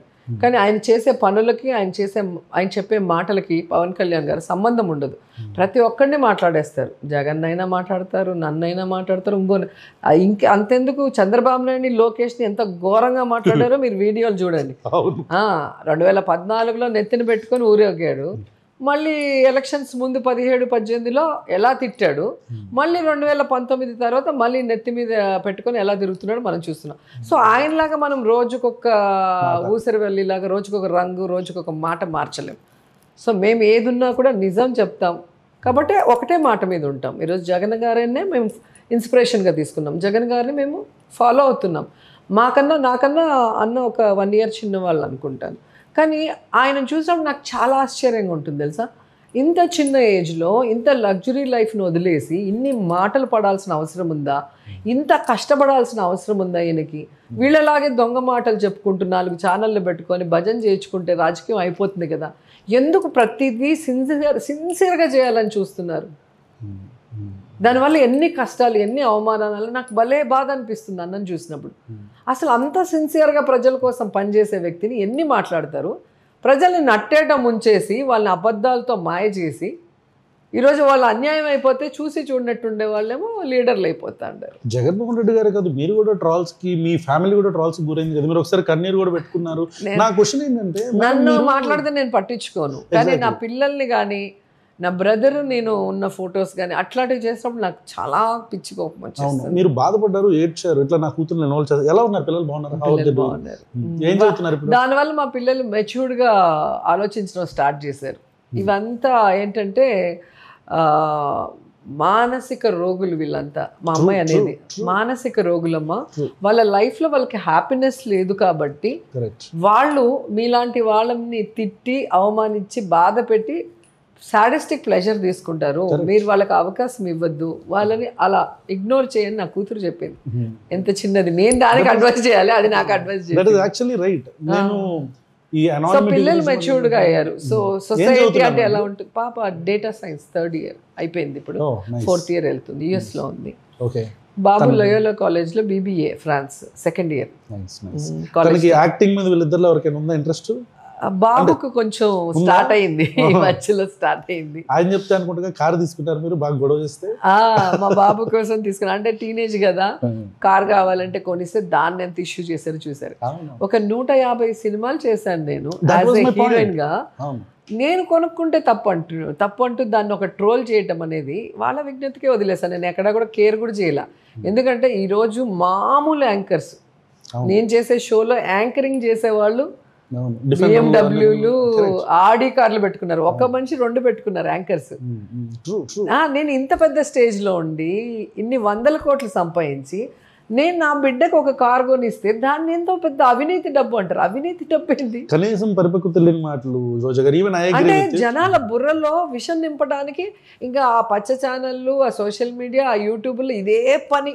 ఒకే అబద్ధాన్ని రుద్ది అది నిజం చేయాలన్న ప్రయత్నం చేస్తారు. ఎప్పుడైనా రిపెంట్ అయ్యారా మీరు? ఈ వాయిస్ ఇంత గట్టిగా రేస్ చేయడం వల్లనే ఈ ట్రాలింగ్ గురాను, అరే ఎందుకు అసలు ఈ రాజకీయాల్లో కూర్చొని ఎప్పుడైనా అనుకున్నారా? నేను ఎప్పుడు అనుకోలే, కానీ నాకు హైదరాబాద్ ఇన్సిడెంట్ జరిగింది కదా, నన్ను వెహికల్లో తీసుకెళ్ళిపోయారు పోలీసులు. తీసుకెళ్ళినప్పుడు జగన్ గారు వాళ్ళు ఆ రోజు బ్లాక్ డ్రెస్లో లోపలికి వెళ్ళారు. చాలాసేపు ధర్నా చేస్తే బయటికి రాలేదు సెక్రటరీ వాళ్ళు ఎవరు. అప్పుడు లోపల అందరూ వెళ్ళారు. వాళ్ళు వెళ్ళిన టైం చూసి నన్ను ఎత్తి కార్లో వేసుకొని వెహికల్ వెళ్ళిపోయింది. సో వీళ్ళు పోలీస్ స్టేషన్కి వెళ్ళలేదు, నన్ను హాస్పిటల్కి తీసుకెళ్ళలేదు, ఎక్కడికో వెళ్ళిపోయారు. నేను అన్కాన్షియస్ అయిపోయా. నా గన్మెన్ నాకు ఆ వెహికల్ వెనక పరిగెత్తుకుంటూ వచ్చి వాళ్ళు ఫోన్ చేసి ఇన్ఫార్మ్ చేశారు. అప్పుడు పెద్దిరెడ్డి అంకులు, పేర్ని నాన్నగారు, జగనన్నకి ఇన్ఫార్మ్ చేసి వాళ్ళు ముగ్గురు కలిసి కారులో వచ్చారు.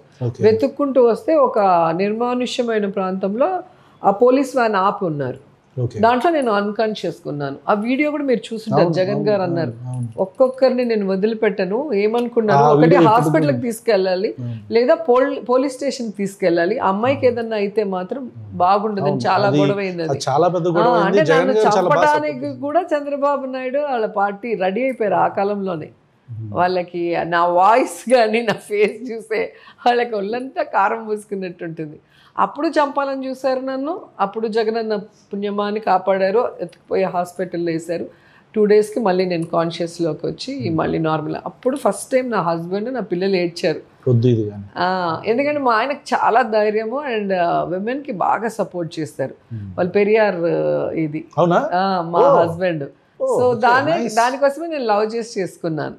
మా ఇంట్లో లాగే ఆయన కూడా male and female equal.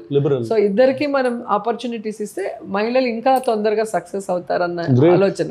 So అది నచ్చి నేను పెళ్లి చేసుకున్నాను. కానీ ఫస్ట్ టైము నన్ను అలా చేసి నేనేమన్నా అయిపోయి ఉంటే అన్న ఒక ఆలోచనకి చిన్నపిల్లలు అప్పుడు పాప బాబు భలే బాధపడ్డారు. ఇప్పుడు మళ్ళీ ఓకే అడ్జస్ట్ అయిపోయాము.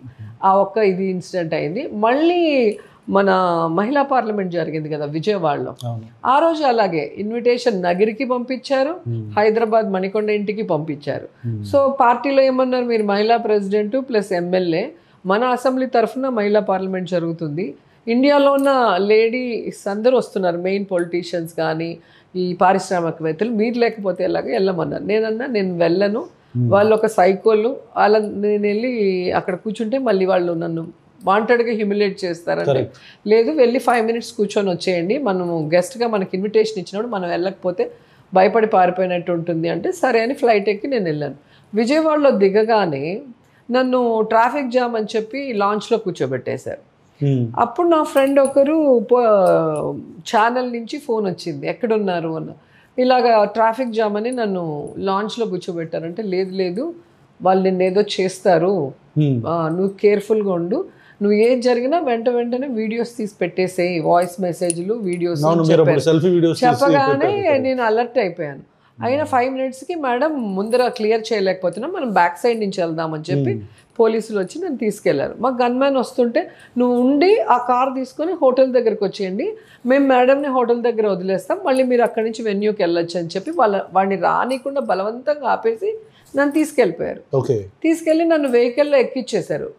నాకు ముందే ఆల్రెడీ చెప్పారు కాబట్టి ఫోన్లో నేను సెల్ఫీ వీడియో తీసుకుంటూ నా పక్కన ఉన్న డ్రైవర్ని, ఎందుకంటే వాడి ఫేస్ తెలిస్తే వాడిని పట్టుకోవచ్చు కదా. మళ్ళీ ఆ ఎయిర్పోర్ట్ బ్యాక్ సైడ్లో మేము వెళ్తూ ఉంటే ఫ్లైట్స్ అన్నీ ఆగి ఉంటాయి కదా, అవి మళ్ళీ గేటు ఓపెన్ చేయటం, మేము వెళ్ళటం, అవన్నీ తీసి ఒకటి పంపించేశాను. సో దాంతో కొంచెం సేఫ్ అయ్యాను. తర్వాత అసలు జనమే లేరు, ఎక్కడెక్కడో ఆ వెహికల్ని తిప్పారు. సరే నాకు టెన్షన్ వచ్చింది, వీళ్ళు ఏదో ఒకటి మన చేసేసి తర్వాత మేము హోటల్లో వదిలేసామంటే మన పరిస్థితి ఏంటి అనే ఆలోచన వచ్చింది. కరెక్ట్గా ఎందుకు ఆలోచన వచ్చిందంటే, చెక్ పోస్ట్లని ఒక ఉగ్రవాదుల్ని, ఒక మిలిటెంట్ని అరెస్ట్ చేస్తే ఎలా ఆపకుండా వెహికల్స్ గుద్దుకుంటూ వెళ్ళిపోతారు కదా చెక్ పోస్ట్లని, ఎవరో వెనక చేస్తే అలా చేశారు. ఆ రోజు చెక్ పోస్టులన్నీ గుద్దుకుంటూ వెళ్ళిపోతున్నారు. అంత తప్పు మనం ఏం చేసాము, ఎవరు వెనకొచ్చి వీళ్ళని చేస్తున్నారు, ఎందుకు అసలు సిల్లిగా చేశారు తెలుసా. అప్పుడు నాకు భయం వేసింది, నిజంగా వీళ్ళు ఏదో మంది చేస్తారనేది ఆలోచించి చూస్తా ఉన్న అవకాశం కోసం కరెక్ట్గా ఒక చిన్న విలేజ్ లాగా వచ్చింది. వచ్చి మొత్తం అందరూ బస్ స్టాండ్ లాగా జనం అంతా బస్ కోసం వెయిట్ చేస్తున్నారు. అంత ఫాస్ట్లో డోర్ తీసి దూకేశాను, మొత్తం దెబ్బలు నాకే, అట్లే పోయి పడ్డాను అంత ఫాస్ట్లో. అది నేను మిస్ అయితే మళ్ళీ ఏమవుతానో తెలియదు కదా. నేను ఆ కార్లో ఆ టైం వరకు ఉన్నాను అనేది తెలియాలి కదా, ప్రజలకు తెలిస్తే వాళ్ళు నన్ను ఏం చేయలేరు. అంటే ఎంత స్పీడ్లో ఉండొచ్చు కారు? వాడు అసలు జెట్ స్పీడ్లో పోతుంది వెహికల్. ఈ టోల్ గేట్లు ఇరక్కొట్టిపోతుందంటే ఆలోచించండి ఎంత ఫోర్స్ ఉంటుంది. సో రన్నింగ్ కార్లో జంప్ చేస్తారు. ఇంకేం చేయాలి అర్థం కాలేదు నాకు, మైండ్ అందుకని ఎక్స్ట్రీమ్ ఆలోచించలేకపోయాను. ఏదో జరుగుతుంది, మనం దూకేయాలి అంతే, వేరే ఏం ఇంకో ఆలోచన రాలేదు. తీసి దూకేసా. దిగనా అందరు ఫోన్ కెమెరాలు వీడియోలు తీసుకుంటారు కదా, తీసుకున్నారు టకటక. అప్పటికే అన్ని ఛానల్స్లో వచ్చేసింది నేను బ్యాక్ నుంచి వెళ్ళటము, ఫాస్ట్గా వెళ్ళటం. సో జగన్ గారు అలర్ట్ అయిపోయారు. అలర్ట్ అయిపోయి ఇంకా సాక్షి వ్యాన్స్ వచ్చాయి మా వెనక వచ్చాయంట. అప్పుడు మేము అక్కడి నుంచి మళ్ళీ వీళ్ళు పరిగెత్తుకుంటూ వచ్చి నన్ను ఎత్తి లాగి లోపలేసి మళ్ళీ తీసుకెళ్ళిపోయారు. అవునా? దెబ్బలు తగిలినా సరే మళ్ళీ అట్లే ఎత్తుకొని అట్లే కార్లో పెట్టి తీసుకెళ్ళిపోయారు. అప్పుడు వెనక్కి వచ్చిన సాక్షి వ్యాన్కి ఇప్పుడే మేడం ఇక్కడ పడిపోయారు, ఇలా వెళ్ళారని చూపించారు. సో బ్రేకింగ్ న్యూస్ కంటిన్యూస్గా 24 hours నాదే బ్రేకింగ్ న్యూస్. దాంతో వాళ్ళకి భయం వచ్చింది. భయం వచ్చి ఇది ఎటు పోయి ఎటు వస్తుందో అని మళ్ళీ నేరుగా తీసుకొచ్చి హైదరాబాద్ ఇంట్లో అప్పుడు వదిలేరు నన్ను. నేను అప్పుడు డీజీపీ మీద కేసు పెట్టాను, సిపి మీద కేసు పెట్టాను, ఏసీపీ మీద కేసు పెట్టాను. ఎందుకంటే వాళ్ళు కంటిన్యూస్ లైన్లో మాట్లాడుకుంటూనే నన్ను హెరాస్ చేశారు. అప్పుడు వచ్చి గౌతమ్ సవాంగ్ వచ్చి సిపిగా ఉన్నారు, సాంబశివరావు గారు డీజీపీగా ఉన్నారు, ఏసీపీ ఒక లేడీ నా కారులోనే కూర్చుంది. ఫోన్లు రావటం, వీళ్ళని తిట్టడం, వీళ్ళు నా చేతిలోంచి ఫోన్ కూడా లాగేసుకున్నారు లాస్ట్లో. ఆ వీడియో కూడా మీకు టెలికాస్ట్ అయి ఉంటుంది. మీరు ఎక్కడున్నారు, ఆమె వీడియోలు ఎట్లా వస్తున్నాయి అంటే ఆమె వీడియో తీసుకుంటుంది సార్ అంటే ముందు లాక్కో అంటే ఆమె ఇలా వచ్చి లాక్కుంటుంది. ఆ షార్ట్స్ కూడా ఉన్నాయి. సో నేను అందరి మీద అప్పుడు కేసు పెట్టాను. కేసు ఇంకా జడ్జి కేసు తీసుకోరు, లీడ్ ఏం చేద్దాం అనుకున్నారు మిమ్మల్ని? ఏమి లేపేస్తారు. కానీ నాకు దేవుడు గట్టిగా రాసి పెట్టున్నాడు నాకు ఆయుష్ని. 2 సార్లు అలాగా టీడీపీ వాళ్ళ నుంచి తప్పించుకున్నా. ఇప్పుడు మళ్ళీ గవర్నమెంట్ వచ్చిన తర్వాత వాళ్ళు మళ్ళీ అదే ప్లాన్లో ఉన్నారు, ఏ విధంగా వేసేయాలా దానికి స్కెచ్ చేస్తున్నారు. కానీ ఇంకా సెట్ అవ్వట్లా. కొన్ని రోజులు టికెట్లు అమ్మానన్నారు, కొన్ని రోజులు ఆడదాం ఆంధ్ర అన్నారు, కొన్ని రోజులు వచ్చి రిషికొండ అన్నారు. ఈ రోజుకోటి కొత్త ప్లాన్లు వేస్తున్నారు కానీ ఇంకా వర్కౌట్ అవ్వట్లేదు. 2 సార్లు మీరు మీ నియోజకవర్గంలో గెలిచారు. I'm so happy for that. అంటే ఒక విమెన్ రిప్రజెంటేటివ్గా మీరు ఫైట్ చేసి మీరు నగరికి, మీ నియోజకవర్గానికి చేసిన అభివృద్ధి ఏంటి అనేది మీరు చెప్పగలరా? 100% చెప్పగలను, చూపించగలను కూడా. ఈరోజు 40 yearsలో గతంలో ఉన్న ఎమ్మెల్యేలు ఎవ్వరు చేయలేనిది నేను చేశానని గర్వంగా చెప్పగలను. ఒక నియోజకవర్గానికి ఏం అవసరం, ఒక మున్సిపాలిటీకి ఏం అవసరం అది నేను చేయగలిగాను. ఈరోజు ఒక పాలిటెక్నిక్ కాలేజ్ కట్టించాం, ఒక ఐటీ కాలేజ్ కట్టించాను. అప్రూవల్ మొత్తం కన్స్ట్రక్షన్ అంతా అయిపోయింది మీ హయాం? నా హయాం. ఎమ్మెల్యేగా నేను భూమి పూజ చేశాను, మంత్రిగా ఓపెన్ చేశాను. అది నా క్రెడిబిలిటీ. జగన్ గారిని ఫాలో అవుతుందని చెప్పాను కదా, ఏదైనా 5 years లోపల చేయాలి. అలా వర్క్ చేశాను, day and night hard work చేసాం. లేకపోతే అన్ని ఎలా వస్తాయి గవర్నమెంట్లో చేయాలంటే. ఒక పక్క జగన్ గారు ఇచ్చిన స్కూల్స్ రెన్యువేషన్స్, పిహెచ్సిల రెన్యువేషన్లు, మళ్ళీ ఎక్స్ట్రా అర్బన్ హెల్త్ కేర్. నాకు 2 మున్సిపాలిటీలు, ఒక్కొక్క మున్సిపాలిటీ 2 అర్బన్ హెల్త్ సెంటర్లు, పెద్దవి మినీ హాస్పిటల్స్ లాగా. జగన్ గారు ఏమి ఇచ్చినా సచివాలయాలు కానీ రైతు భరోసా అన్ని గబ్బా ఫినిష్ చేసి అసలు ఏమంటారంటే 48 frames లో ఓపెన్ చేసాం. అసలు అలా 48 frames లో వర్క్ చేయాలి. మీకు తెలుసు కదా, ఒక స్కూల్ రూమ్ కట్టాలంటే 5 ఏళ్లకి ఒకటి దొరకటం కష్టం. అలాంటిది ఎన్ని స్కూల్స్ ఉంటే అన్ని రెనోవేట్ చేయించాం జగన్ గారి పుణ్యమా అనేసి. అలాగే పిహెచ్సిలు అన్నీ ఇచ్చేసాము. అలాగే మన పార్క్స్ 2 మున్సిపాలిటీలో 2 పెద్ద పార్కులు కట్టించాం. 2 మున్సిపాలిటీలో 2 ఎలక్ట్రిక్ క్రిమినేషన్స్, ఆనందధామం అంటాం కదా, ఒక గౌరవప్రదంగా డెత్ని కూడా మనము ఇది చేసేది, అవి 2 కట్టించాను. ఒకటి చేయడమే కష్టం, అది కోట్లలో జరుగుతుంది. నేను అందరు ఎంపీలని రిక్వెస్ట్ చేసి, నేనేదో పెద్ద హీరోయిన్ని, నేను పెద్ద లీడర్ని, వాళ్ళని అట్లా ఎప్పుడు అనుకోలే. నేనున్నప్పుడు నా వల్ల ఏంది చేయగలగాలి అని చెప్పేసి అప్పుడున్న ఎంపీస్ని వెళ్ళి, సార్ ఇలా మా కాన్స్టిట్యున్సీలో ఇది చేయాలనుకుంటున్నానని వాళ్ళని నేను మాట్లాడిన తీరుకు పాపం వాళ్ళు వెంటనే నాకు చేసి ఇవ్వటం. అందరూ ఎవరెవరైతే ఎంపీలు చేసి ఇచ్చారో అందరికీ థ్యాంక్స్. నేను చాలా పర్సనల్గా కూడా చెప్పాను. ఎందుకంటే TTD funds, TUDA funds, endowment funds, government funds, MP funds, ఇలా ఏ ఫండ్ ఉన్నా వదల్లా, వెళ్ళి కూర్చొని ప్రాజెక్ట్ రెడీ చేసి వాళ్ళకి ఇచ్చి వెంటనే దాన్ని భూమి పూజ చేసి నేనే ఓపెన్ చేశాను. అలాగే కళ్యాణ మండపాలు కట్టాం. వడమాలపేటలో ఒక పెద్ద కళ్యాణ మండపం కట్టాం. తర్వాత పుత్తూరులో వచ్చి షాదీమాల్ కట్టాం. మన ఏపీలోనే అంత పెద్ద షాదీమాల్ ఉండదు. అంజాద్ బాషా గారు వచ్చి ఓపెన్ చేశారు, షాదీమాల్ కట్టించాం. అట్లాగే బుగ్గ అగ్రహారంలో దక్షిణ కాశీ అంటారు మా కాన్స్టిట్యూన్సీలో, అక్కడ కళ్యాణ మండపం ఆల్మోస్ట్ ఇప్పుడు ఫినిష్ అవుతుంది. కొంచెం లేట్ అయిందంటే అది అయిపోతుంది ఈ 2-3 monthsలో. తర్వాత టెంపుల్స్ కట్టించాను టీటీడీ ద్వారా. నిండ్రలో వెంకటేశ్వర స్వామిది పెద్ద టెంపుల్ కట్టించాను. నగిరిలో వచ్చి దేశమ్మ టెంపుల్, గ్రామదేవత చాలా ఫేమస్. నేను అప్పుడు మొక్కుకున్నాను, జగనన్న వచ్చారు ఆ టెంపుల్కి కూడా పాదయాత్రలో. సో కళ్ళకి సంబంధించింది ఆ తీర్థం కళ్ళల్లో వేస్తారు, కంటికి సంబంధించిన అన్నీ కూడా క్యూర్ అవుతాయి. అది కుంభాభిషేకం, అది కూడా అలాగే భూమి పూజ చేస్తాం, కుంభాభిషేకం నేనే చేశాను. సో అట్లా చెప్పుకుంటూ పోతే అసలు అన్ని ఉన్నాయి. రోడ్స్ కానీ డ్రైన్స్ కానీ అడిగింది లేదనకుండా 100-bedded హాస్పిటల్ని రెనోవేట్ చేసి, అప్పుడు కోవిడ్లో ఇబ్బంది పడ్డాం, అందుకని ఆక్సిజన్ ప్లాంట్స్ అన్నీ పెట్టించాం.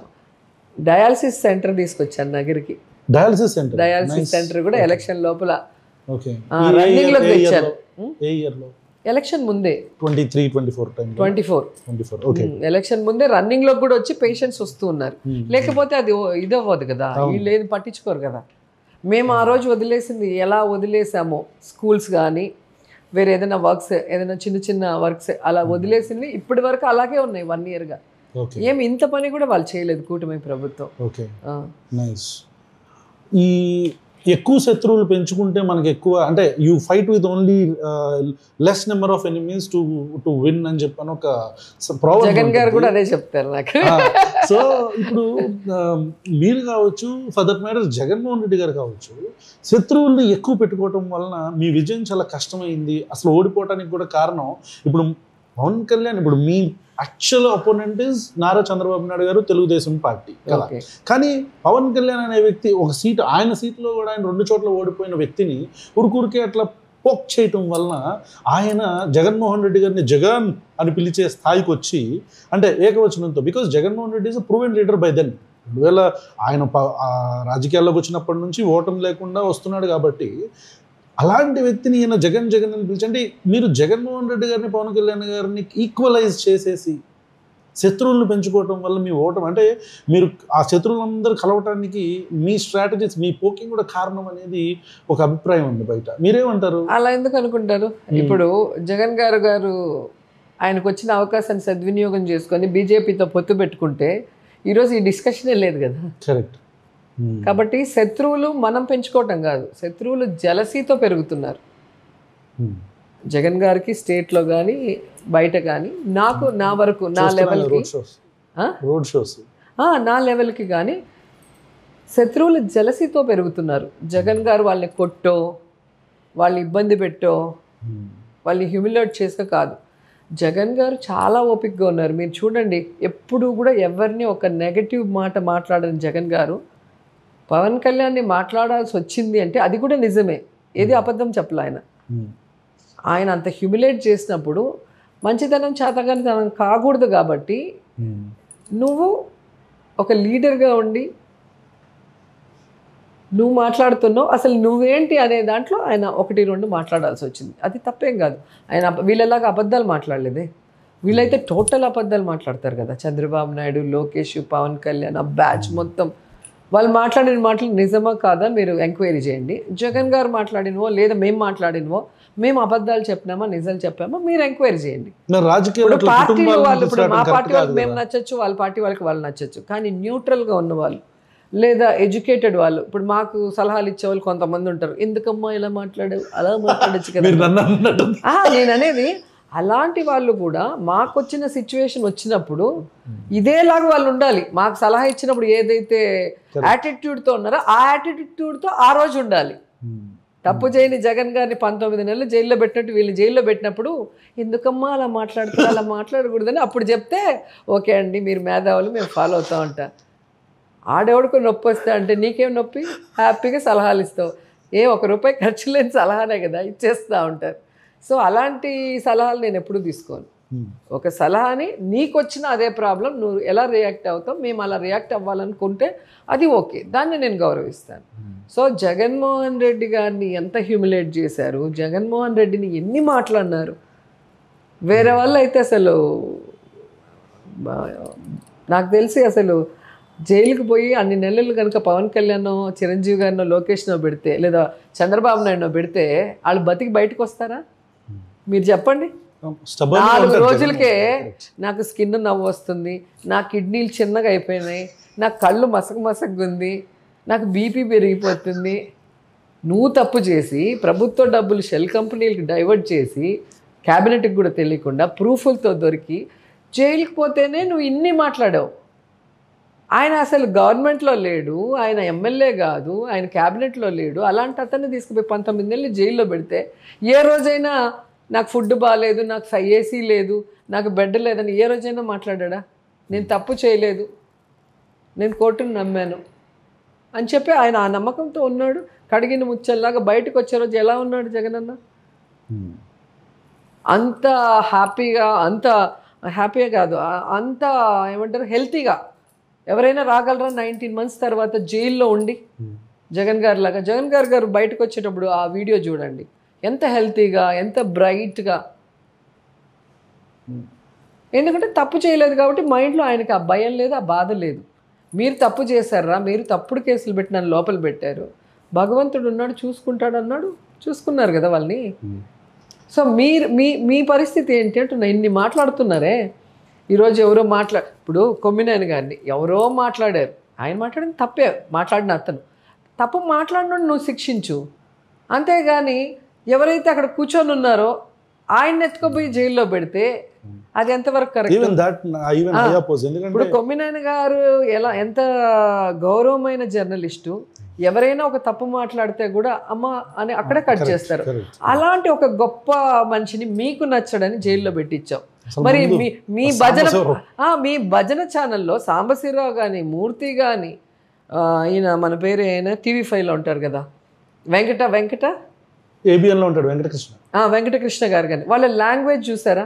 ఒక సీఎం గారిని కానీ, ఒక మినిస్టర్ని కానీ, మూవీ ఫ్రెటర్నిటీని TV5 సాంబశివరావు ఓపెన్ గా, నేను అంటున్నా మీరు యాంకర్స్, మీరు వచ్చి పొలిటీషియన్స్ కాదు, యాంకర్స్ డిగ్నిఫైడ్ గా మాట్లాడాలి, ఇష్యూగా ప్రొజెక్ట్ చేయాలి. వచ్చిన పొలిటీషియన్స్ మాట్లాడుకోవచ్చు, కొట్లాడుకోవచ్చు, కానీ మీరెంత వల్గర్ గా మాట్లాడారు. మిమ్మల్ని ఎందుకు అరెస్ట్ చేయట్లేదు ఈ రోజుకి? ఇదే సాంబశివరావు అంటే మీ క్యాస్ట్ అయితే ఏమైనా మాట్లాడచ్చు. అవంతా కూడా సుబ్బలక్ష్మి గారి సాంగుల్లాగా చాలా వినసొంపుగా ఉంటాయి. వాళ్ళని మాత్రం ఏం అరెస్ట్ చేయరు. ఎవరో మాట్లాడిన దానికి ఈయన తప్పు చేయకపోయినా సారీ చెప్తే ఈయన నెట్టుకుపోయి కేసు పెడతారు. అది కూడా SC ST కేసు. అంటే బయట రాకూడదని. అంటే కోర్టు ఒకవేళ గమ్మునుంటే ఏంటి పరిస్థితి చెప్పండి?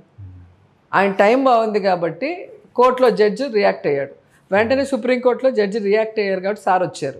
మిగతా వాళ్ళకి తప్పు చేయని వాళ్ళు ఎంతమంది నెలలు ఉండరు? కృష్ణమోహన్ గారు ఏం తప్పు చేశారు? ఎంత పెద్ద మనిషి, ఆయన లోపల పెట్టడం కరెక్టేనా? ఈ సోషల్ మీడియా వాళ్ళని, మిగతా వాళ్ళని ఎలా పెడుతున్నారు లోపల? నెలలు ఏం కారణం లేకుండా. కృష్ణమోహన్ గారు ఆ కామెంట్ అంటే కరెక్ట్ అని మీరు అనుకుంటున్నారు? ఏది? అమరావతిలో ఉన్న సెక్స్ వర్క్ గురించి మాట్లాడటం అనేది తప్పని నేనే అంటున్నా కదా. ఆయన తప్పు మాట్లాడినప్పుడు ఆయన్ని శిక్షించాలి. ఆయన వదిలేసి ఈయనని ఎత్తుకుపోయి లోపల పెట్టడం ఎంతవరకు సమంజసం? దానికి సాక్షి చాలనలో తప్పు అని చెప్పి సాక్షి ఆఫీసుల మీద ఎప్పుడు జరగనటువంటి విధంగా అన్ని జిల్లాల్లో దాడులు ఎవరు చేశారు? టీడీపీ వాళ్ళు. మీ పార్టీ వాళ్ళు కూడా చేశారు టీడీపీ పార్టీ మీద దాడి, పార్టీ ఆఫీస్ మీద.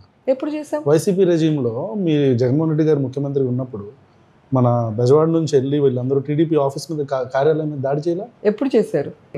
ఏం మాట్లాడారు? పట్టాభి చెప్పండి, మీరు జనాలకు తెలియాలి కదా, మర్చిపోయి ఉంటారు, మతిమరుపు ఎక్కువ మనకి. ఏమన్నారు చెప్పండి. అవును చెప్పండి, చెప్పమంటారా? చెప్పండి, చెప్తేనే కదా వాళ్ళకి రీకాల్ చేసేంత టైం ఉండదు. అప్పుడు జగన్మోహన్ రెడ్డి ఏ పొజిషన్లో ఉన్నాడు? ముఖ్యమంత్రిగా ఉన్నప్పుడు అలా అంటే వాడిని ఏం చేయాలి? అరెస్ట్ చేసి ఉండొచ్చు కదా. పార్టీ ఆఫీస్ మీద దాడి చేయడం ఎందుకు? మేం చేయలేదు, ఎవరు చేశారో కూడా ఆ టైంలో నాకు తెలీదు. కానీ అది కారణంగా పెట్టుకొని ఎంతమంది మీద కేసులు పెట్టారనేది ఈ మధ్య నేను గమనిస్తున్నా. అంటే వాళ్ళు కూడా ప్యాటర్న్ ఫాలో అవుతున్నారేమో అంటున్నారు. ఎవరు? ఇప్పుడు తెలుగుదేశం పార్టీ వాళ్ళు. నేననేది అక్కడ పట్టాభి అనే వ్యక్తి టీడీపీ ఆఫీస్లో కూర్చొని ఒక సీఎంని బోషిడీకే అంటున్నాడు అంటే చంద్రబాబు నాయుడు లోకేష్ సపోర్ట్ లేకుండా అంటాడా? మరి అలాంటప్పుడు అలాంటి వాడిని ఏం చేయాలా? జగన్మోహన్ రెడ్డి గారు అన్నిటికీ దేవుడు ఉన్నారు, ఎవరిని ఏమనకూడదు, మనం వచ్చిందే ప్రజలకు సేవ చేయడానికని ఆయన ఫుల్ టైం వెల్ఫేర్ డెవలప్మెంట్, ఎవరిని తిట్టకూడదు, ఎవరిని కొట్టకూడదు అనే వ్యక్తి. ఆయన అలా ఉన్నాడని కార్యకర్తలు అలా ఉండలేరు కదా, వాళ్ళ నాయకుడిని మాట్లాడుతుంటే చూస్తూ ఉండలేరు కదా. కానీ వేరే సాక్షిలో జరిగిన ఇన్సిడెంట్ రెగ్యులర్గా మార్నింగు అన్ని హెడ్లైన్స్, ఏదైతే ఈటీవీలో కూడా ఆ ఇష్యూ వచ్చింది, మీరు ఒకసారి చూడండి. ఇండియాలోనే హైయెస్ట్ సెక్స్ వర్కర్స్ ఏపీలో ఉన్నారు అని చెప్పి ఇదే ఈటీవీ టెలికాస్ట్ చేసింది. మరి ఈటీవీలో యాంకర్ని ఎందుకు అరెస్ట్ చేయలేదు? ఎందుకు ఈటీవీ ఛానల్ మీద వాళ్ళ ఆఫీసుల మీద దాడి చేయలేదు? అది నాకు అవసరం, అది చెప్పాలి తెలుగుదేశం వాళ్ళు, జనసేన వాళ్ళు. రెండోది, టైమ్స్ ఆఫ్ ఇండియాలో హెడ్లైన్స్లో వచ్చింది, ఆ హెడ్లైన్కే ఆయన నోరు జారింది ఆ రోజు, కృష్ణం రాజు సంథింగ్.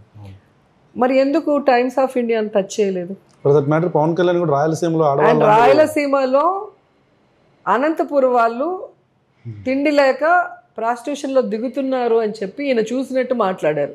మరి ఇతని మీద ఎందుకు యాక్షన్ తీసుకోలేదు?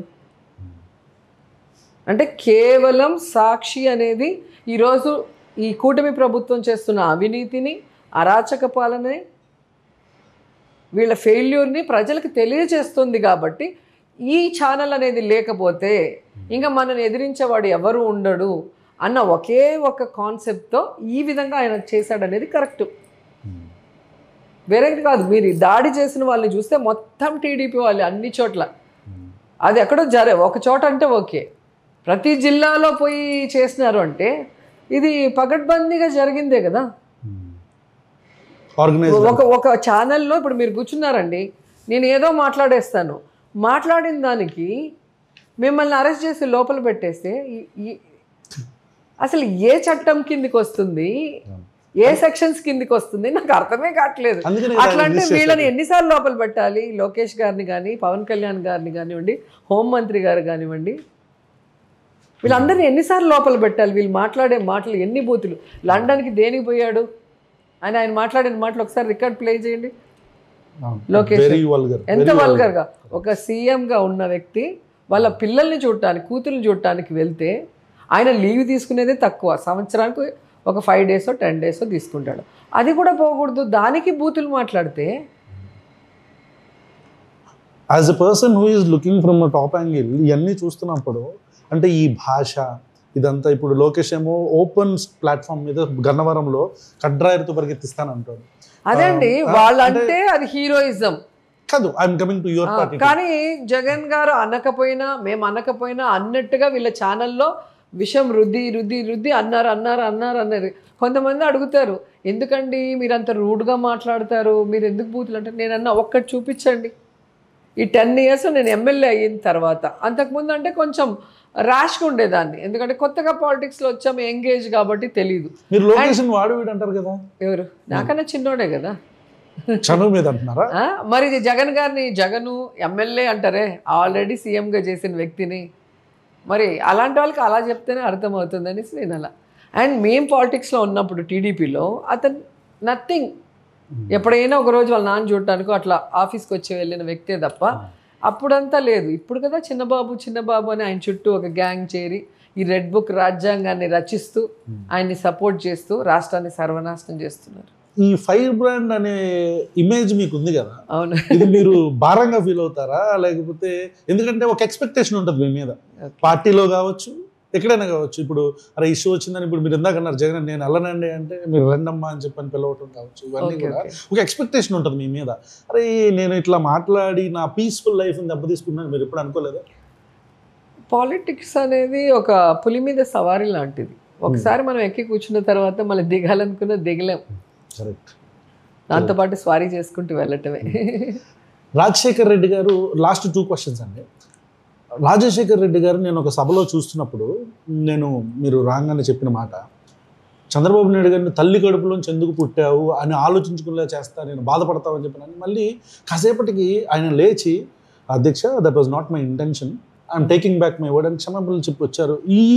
ఈ పర్టికులర్ టైంలో అంటే ఒక ముఖ్యమంత్రి స్థాయిలో ఉన్న వ్యక్తి రాజశేఖర రెడ్డి గారు వెనక్కి తీసుకొని హుందాగా తను మాట్లాడింది తప్పని తెలుసుకొని వెనక్కి తీసుకున్నాం. అలాంటి ఒక సభలో చూసిన మనం ఇప్పుడు ప్రతిపక్ష నేతల్ని తిడుతుంటే నవ్వుతూ హ్యాపీగా ఫీల్ అయ్యే ఒక స్టైల్ ఆఫ్ మోడస్ ఆపరెండీకి మనం వచ్చేసాం కదా. ఈ వెంజియన్స్ ఇప్పుడు తమిళనాడులో చూస్తే స్టాలిన్ గారు ఆ జయలలిత గారి పథకాన్ని, అమ్మా క్యాంటీన్ని కంటిన్యూ చేసుకుంటూ, ఆవిడ పథకాన్ని కంటిన్యూ చేసుకుంటూ ఒక ఎగ్జాంపుల్ సెట్ చేశారు. మనకేంటి కర్మ, మన తెలుగు రాష్ట్రాల్లోనే ఇది ఒక ట్రెండ్ అయిపోయింది కదా. ఇప్పుడు చంద్రబాబు నాయుడు గారు ఈరోజు కొత్తది కాదండి. ఎన్టీఆర్ గారు ఆయనకి రాజకీయ భిక్ష పెట్టి కూతుర్నిచ్చి ఎన్టీఆర్ గారి అల్లుడిని చేసుకొని పార్టీ పగ్గాలిస్తే ఆయన మీదే చెప్పులేయించి ఆయన దగ్గర నుంచే మైక్ లాగేసుకొని అసెంబ్లీలో ఆయన ఏడుస్తూ వెళ్ళే కార్యక్రమం మనం చూసాం. అండ్ ఆయన క్యారెక్టర్ అసోసియేషన్ చేస్తూ ఈనాడు పేపర్లో న్యూడ్ ఫోటోలు ఆయన వేయించి ఎంత వల్గర్గా వెటకారంగా చేశారు మనం చూసాం. ఎన్టీఆర్ గారివే న్యూడు. ఒక మహానటుడు ప్రజల కోసం 9 నెలలు ప్రజల్లో ఉండి తిరిగి పార్టీని పెట్టి ఆయన లీడర్ అయ్యాడు. ఇట్లా దొంగ దెబ్బ తీసవ్వల అలాంటి వ్యక్తిని నమ్మించి దెబ్బ కొట్టారు, వెన్నుపోటు పొడిచారు. సో ఆయనకు అది అలవాటే, ఈ రోజుటి వరకు ఆయనకు అలవాటే. అలా అందరినీ పొడుచుకుంటూ హరికృష్ణని, తర్వాత అట్లా జూనియర్ ఎన్టీఆర్ని, అంటే తనకి అడ్డం ఎవరు రాకూడదు, తనకి పని చేయాలి, కానీ తనతో సరిసమానంగా పదవియో కూర్చునే అవకాశము ఎవరు కోరుకోకూడదు. అలా ఉన్న వాళ్ళందరినీ ఆయన తొక్కుంటూ వచ్చేసారు. అది మనం కల్లారా చూసాం మాధవరెడ్డి గారి విషయంలో కానీ. అలాగే చాలా మంది ఉన్నారు లీడర్స్, పేరు ఎత్తుకుంటే ఇట్లుంటుంది. నేను అంటున్నాను, వాళ్ళు అలాంటి ఏమంటారు నెగటివ్ రాజకీయాన్ని ఆ రోజు నుంచి ఈ రోజు వరకు చేస్తున్నారు. మేమున్నప్పుడు కూడా మీరు చూసారు, మేము ఫైట్ చేసింది వచ్చి కాల్మనీ సెక్స్ రాకెట్ గురించి. అది గౌతమ్ సవాంగ్ గారు అప్పుడు 200 CDs దొరికితే అది ఓపెన్ అప్ అయింది ఆ ఇష్యూ. అప్పుడు దాని మీద ఫైట్ చేసినప్పుడు నన్ను 1 year సస్పెండ్ చేసింది. సో ఆ ఇష్యూ మీద మేము ఫైట్ చేసినప్పుడు మమ్మల్ని అంతా పాతేస్తాం అని చెప్పి అసెంబ్లీలో పాతేస్తామని బోండా అది ఈనాడులో హెడ్లైన్ వచ్చింది. కాల్మనీ సెక్స్ రాకెట్ని షార్ట్ ఫామ్లో కామా అని పెట్టి వాళ్ళే పెట్టారు. అది మేము కోర్టుకు అప్పుడు సబ్మిట్ చేసాం. So full day call money sex racket CM, call money sex racket CM అని అరవలేం కదా, మా మైక్స్ అన్ని కట్ చేసేసేవాళ్ళు. సో మేమేం చేసాము, ఈనాడు పేపర్ మేము ఆ రోజు అక్కడ కోర్టులో కూడా సుప్రీంకోర్టులో దాన్ని ఇవ్వటం జరిగింది. సో నేను ఆయన ఇంటెన్షన్గా చెప్పలేదు, దీంట్లో ఉన్నదాన్ని షార్ట్ కట్తో ఫుల్ డే మేము ఇది చేస్తున్నామని. ఆ రోజు జగన్ గారు కూడా మాట్లాడటం మీరు చూసుంటారు, నా చెల్లి తప్పు చేయలేదు, అందరం ఒకే మాట మాట్లాడడం. సస్పెండ్ చేస్తే 67 మందిని సస్పెండ్ చేయండి, అమ్మాయి ఒక్కదాన్ని సస్పెండ్ చేస్తే ఒప్పుకోనన్నారు. ఏ సీఎం అలా సపోర్ట్ చేసి నించుంటారు? మేము తప్పు చేస్తే, తప్పు చేయలేదు కాబట్టే కదా అందరం అక్కడే నించున్నాం. అందరం ఒకే విషయం, లేడీస్ లైఫ్. అప్పు ఇచ్చి అప్పు తీర్చలేదని వాళ్ళనో వాళ్ళ కూతుర్లనో వాడేసుకుంటూ వాళ్ళ పార్టీ లీడర్లు అందరూ వాళ్ళతో వ్యాపారం చేస్తుంటే దాని మీద ఫైట్ చేశాం. బయటకు వచ్చింది మీ గవర్నమెంట్లోనే వచ్చింది. దాని మీద ఫైట్ చేస్తే దాన్ని జనాలకి తెలియకూడదని చెప్పేసి నన్ను 1 year సస్పెండ్ చేయటం, నా మీద అప్పుడు ఇప్పుడున్న హోంమంత్రితో నేను ఆవిడని ఏదో తిట్టినట్టుగా ఆవిడతో ఏడిపించి, ఎప్పుడు సస్పెండ్ అయిపోయిన తర్వాత హైకోర్టులో ఎవరు తీసుకోలే కేసు, ఎందుకంటే వాళ్ళు భయపడతారు, ఈయనకు కావాల్సిన వాళ్ళు ఎక్కువ మంది ఉన్నాయి. అప్పుడు మేము సుప్రీంకోర్టుకి వెళ్ళినప్పుడు అక్కడికి పంపించాలి కదా అసెంబ్లీది. సస్పెండ్ అయిన తర్వాత మీటింగ్ పెట్టి ఫుల్ డే ఏడుస్తూ అందరు నన్ను తిడుతూ నేనేదో ఆవిడ అన్నాను. నేను మామూలుగానే విమెన్ ఎక్కువగా నేను ఏం అనను, వాళ్ళకి సపోర్ట్ చేయటమే నాకు ఇష్టమైన పని. అలాంటిది నేను ఆవిడని ఎందుకంటాను? అంటే ఒక ప్లాన్ ప్రకారం ఒకరిని నాశనం చేయాలి, ఒకరిని వెన్నుపోటు పొడవాలి అంటే ఎలా ఒక స్క్రీన్ ప్లే చేయాలో చంద్రబాబు నాయుడుకి తెలిసినంత బాగా ఎవరికి తెలియదు. అలా నన్ను చేశారు. కానీ అక్కడ వాళ్ళకి అర్థమైపోతుంది కదా, ఎప్పుడైనా అసెంబ్లీలో సస్పెండ్ చేస్తే ఈ విషయం మీద నేను సస్పెండ్ చేస్తున్నాం, దీనికి నువ్వేం ఆన్సర్ ఇస్తావు, నువ్వు అన్నావా లేదా అంటే ఎందుకు అన్నావు అనేది ఎవరైనా అడుగుతారు. కోర్టులో అదే కదా, నీకు ఉరిశిక్ష వేసేటప్పుడు నీ మీద ఈ అలిగేషన్ వచ్చింది, ఇది నిజమా కాదా, ఇది ఎందుకు చేయాల్సి వచ్చింది లేదా ఎందుకు చెప్పాల్సి వచ్చింది అనేది అడగాలి కదా. నువ్వు అడగకుండా సస్పెండ్ చేసి బయట ఎత్తి పడేసావంటే అక్కడే అర్థమవుతుంది కదా. నువ్వు ఒక ఫ్రాడ్ అలిగేషన్ మనసులో అనుకొని ఒకవేళ అడిగితే అదే చెప్దామని చెప్పి తరిమేసావు. సో నేను అందుకే వదిలిపెట్టలేదు. నేను సుప్రీంకోర్టు వరకు వెళ్ళి ఫైట్ చేసి వాళ్ళకి అక్షింతలు వేయించి మళ్ళీ అసెంబ్లీలో అడుగు పెట్టాను. నా రైట్స్, ప్రజలు నాకు ఓటేశారు. నువ్వు తప్పు చేసినప్పుడు రాష్ట్రంలో ప్రజలకు మహిళలకు అన్యాయం జరిగినప్పుడు నేను వాదిస్తాను. వాదించినప్పుడు మీరు తప్పు చేయకపోతే మేము తప్పు చేయలేదని ప్రూవ్ చేసుకోండి, తప్పు చేస్తుంటే తప్పు చేసిన వాళ్ళని శిక్షించండి. అంతేగాని ప్రశ్నించిన వాళ్ళని ఎత్తి సస్పెండ్ చేసేస్తాం, కిడ్నాప్ చేసేస్తామంటే ఎట్లాగా? 1 year అసలు రూలే లేదు. అసెంబ్లీ చరిత్రలో రూల్ లేదు. 1 year సస్పెండ్ చేయడానికి ఎవరికి రైట్స్ లేదు. అట్లాంటిది ఎట్లా చేస్తారు అంటే అహంకారం. వీళ్ళు కోర్టుకి ఏం పోతారులే, వెళ్ళినా కూడా అంతా మనం మేనేజ్ చేసుకోవచ్చులే, అట్లా కాదని చూస్తే అప్పుడు చూద్దాంలే, అంత అహంకారం వీళ్ళకి. జగన్మోహన్ రెడ్డి గారు టూర్లు ఆపుదామని చెప్పని చూస్తున్నారని మీ నాయకులు అంటున్నారు. వాళ్ళేమో ఇది పబ్లిక్లో ఇబ్బంది అవుతుంది అని చెప్పని వాళ్ళు అంటున్నారు. What do you think actually, ఎందుకు వాళ్ళు ఆపుదాం అనుకుంటున్నారు? జగన్మోహన్ రెడ్డి గారి పొదిలి మీటింగ్ మీరు చూస్తుంటారు. ఫస్ట్ యాక్చువల్గా June 4th టీడీపీ కూటమి ప్రభుత్వానికి గుండెల్లో గుబులు వచ్చింది. ఏదైతే వెన్నుపోటు దినం మనం స్టార్ట్ చేశామో ఆ రోజు రాష్ట్ర వ్యాప్తంగా ప్రతి నియోజకవర్గంలో కార్యకర్తలు, నాయకులు, ప్రజలు స్వచ్ఛందంగా రోడ్డు మీదకి వచ్చారు. అంతకుముందు నీకు రైతులు ధర్నా చేశారు, టీచర్లు ధర్నా చేశారు, అంగన్వాడీ వాళ్ళు, ఆశా వర్కర్లు, వాలంటీర్స్, ఎవరు ఏ ధర్నా చేసినా కూడా ఏ ఛానల్లో రాకుండా వీళ్ళు చూసుకున్నారు.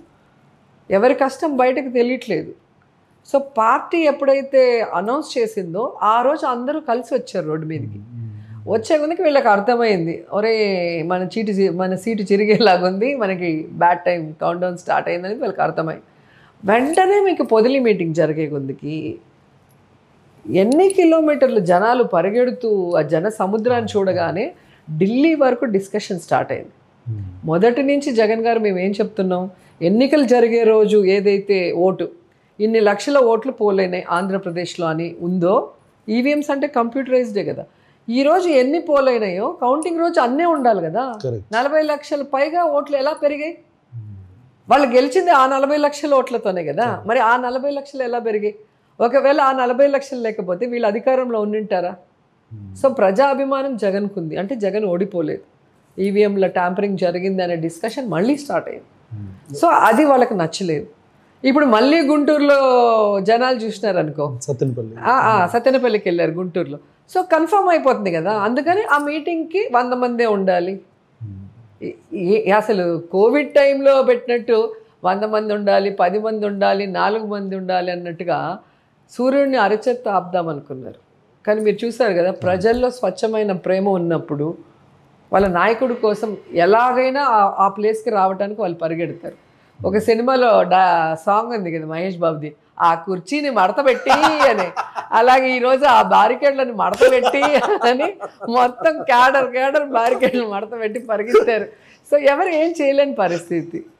జగన్ గారికి ఉన్న క్రేజ్, అభిమానం అలాంటిది. అందుకే జగన్ గారు ఓడిపోయారు అంటే అసలు అందరూ ఆశ్చర్యం. తమిళనాడులో అయితే ఎట్లయ్యా ఆయన ఓడిపోయాడు, దేవుడు అయినా అంత చేసినాడు అని చెప్పి ఆశ్చర్యపోతారు. తెలంగాణలో ఆశ్చర్యపోతారు. కర్ణాటక, మన రాష్ట్రానికి 3 స్టేట్లు కరెక్ట్గా బార్డర్లో ఉన్నాయి. వాళ్ళందరికీ షాకింగ్. ఇంత మంచి చేసిన వ్యక్తి, వెల్ఫేర్ చేశారు, డెవలప్మెంట్ చేశారు. కోవిడ్ టైంలో దేశంలో ఎవరు చేయనటువంటి విధంగా మొత్తం గవర్నమెంటే భారాన్ని మోస్తూ అందరినీ కాపాడుకుంటూ వాళ్ళకి వ్యాక్సినేషన్స్ కానీ, ట్రీట్మెంట్స్ కానీ, కోవిడ్ సెంటర్లు కానీ, ఫుడ్, మెడిసిన్స్ ఇన్ని ఎవరు చేశారు? ఎలా ఓడిపోయారు అనేది అందరికీ షాకింగ్. సో ఇప్పుడు అందరికీ క్లారిటీ వచ్చింది. మేము మొదటి నుంచి ఇంటర్వ్యూలో అదే చెప్తున్నాం. ఈరోజు ఇన్ని లక్షల ఓట్లు పోలైతే అన్ని ఓట్లే ఉండాలి కదా కౌంటింగ్ రోజు. 40 లక్షల ఓట్లు ఎలా పెరుగుతాయి? అండ్ ఎలక్షన్ అయిన తర్వాత 6 months ఆ ఈవీఎం బాక్స్ని కేర్ఫుల్గా పెట్టాలి. ఎవరికి ఏ అనుమానం వచ్చి కోర్టులో వేసినా దాన్ని మళ్ళీ ఓపెన్ చేసి అవి వీవీప్యాట్స్ని లెక్క పెట్టాలి. మరి జీవో ఇచ్చి 10 రోజుల్లో ఎందుకు డెస్ట్రాయ్ చేశారు? 10 daysలో? మనం కేసు ఇప్పుడు అంటారు, అలా ఉన్నప్పుడు ఎందుకు కేసు వేయలేదు అన్నారు. అలా ఉంది అని మనం కేసు వేసే లోపల జియో ఇచ్చి డెస్ట్రాయ్ చేసేసారు కదా. ఎందుకు డెస్ట్రాయ్ చేశారు మీరు తప్పు చేయకుంటే? నేషన్ వైడ్ అంతా కూడా ఈ డిస్కషన్ జరుగుతుంది. ఆంధ్రప్రదేశ్లో పర్టికులర్గా నేను చెప్తున్నాను, ఎవరికైతే కేంద్రంతో పొత్తులేని రాష్ట్రాలు ఉన్నాయో అలాంటి రాష్ట్రాలని టార్గెట్ చేసి కొట్టారు ఈ ఎలక్షన్లో. మీరు చూడండి, సెంట్రల్ గవర్నమెంట్తో సపోర్ట్ లేని, ఇప్పుడు జగన్ గారు ఎవరితో పొత్తు పెట్టుకోరు, అలాంటి స్టేట్స్నే కొట్టారు ఈవీఎంస్. రోజా గారు, మీరు ఇంతమందికి సహాయం చేశానని చెప్తున్న జబర్దస్త్ నుంచి కావచ్చు, మీకు చుట్టుపక్కల ఉన్న మీరు ఇంతకుముందు సహాయం చేసిన వాళ్ళు కావచ్చు, మీతో పనిచేసిన వాళ్ళు కావచ్చు, మిమ్మల్ని విపరీతంగా దుర్భాషలాడుతుంటే మీరు దాన్ని ఎట్లా తీసుకుంటారు? తెన్నింటి వాసలు లెక్క పెట్టే వాళ్ళ గురించి నేను మాట్లాడను, టైం వేస్ట్ అనుకుంటాను. అంతేనా? నేను నడిచి వెళ్తుంటే కుక్కలు మరుగుతూ ఉంటాయి అంతే. Okay, right. సో చివరిగా ఆంధ్రప్రదేశ్ ప్రజలకి ప్రశ్న టీం తరపు నుంచి మీరేమన్నా చెప్పాలనుకుంటున్నారా? ఖచ్చితంగా ఈ రాష్ట్ర ప్రజలకి ఒకటి విన్నవించుకోవాలనుకుంటున్నాను. సో ఈవీఎం ట్యాంపర్ ఒక పక్క అయితే, జగన్ గారి కన్నా ఎక్కువ వెల్ఫేర్ ఇస్తాము అని చెప్పిన దానికి కొంతమంది అయినా మోసపోయి ఉంటారు. సో అలాంటి వాళ్ళు ఇక మీదటైనా ఓటు వేసేటప్పుడు ఎవరు నిజాయితీగా ఉంటారు, ఎవరు మాట మీద నిలబడతారు, ఎవరు మనకి సహాయం చేశారు, ఏ కుటుంబం రాష్ట్ర ప్రజల గురించి ఆలోచించింది అనేది గుర్తుపెట్టుకోవాలి. ఆ రోజు ఇచ్చే డబ్బుకో, ఆ రోజు చెప్పే అబద్ధానికో, లేదు ఆ రోజు పెట్టుకునే ఆ పొత్తులో మన కులం వాడని చెప్పి ఓటేస్తే ఈరోజు రాష్ట్రం నాశనం అయిపోతే నష్టపోయేది మీరే. సో అది జాగ్రత్తగా ఆలోచిస్తే రాష్ట్రం బాగుంటుంది, మీరు బాగుంటారు, మీ పిల్లల భవిష్యత్తు కూడా బాగుంటుంది. So thank you so much అండి. Will meet again. మళ్ళీ ఒకసారి ఎలక్షన్స్ ముందు ఖచ్చితంగా మళ్ళీ కలుద్దాము. కొంచెం గట్టిగా మాట్లాడుకుందాం. Thank you so much. Thank you so much.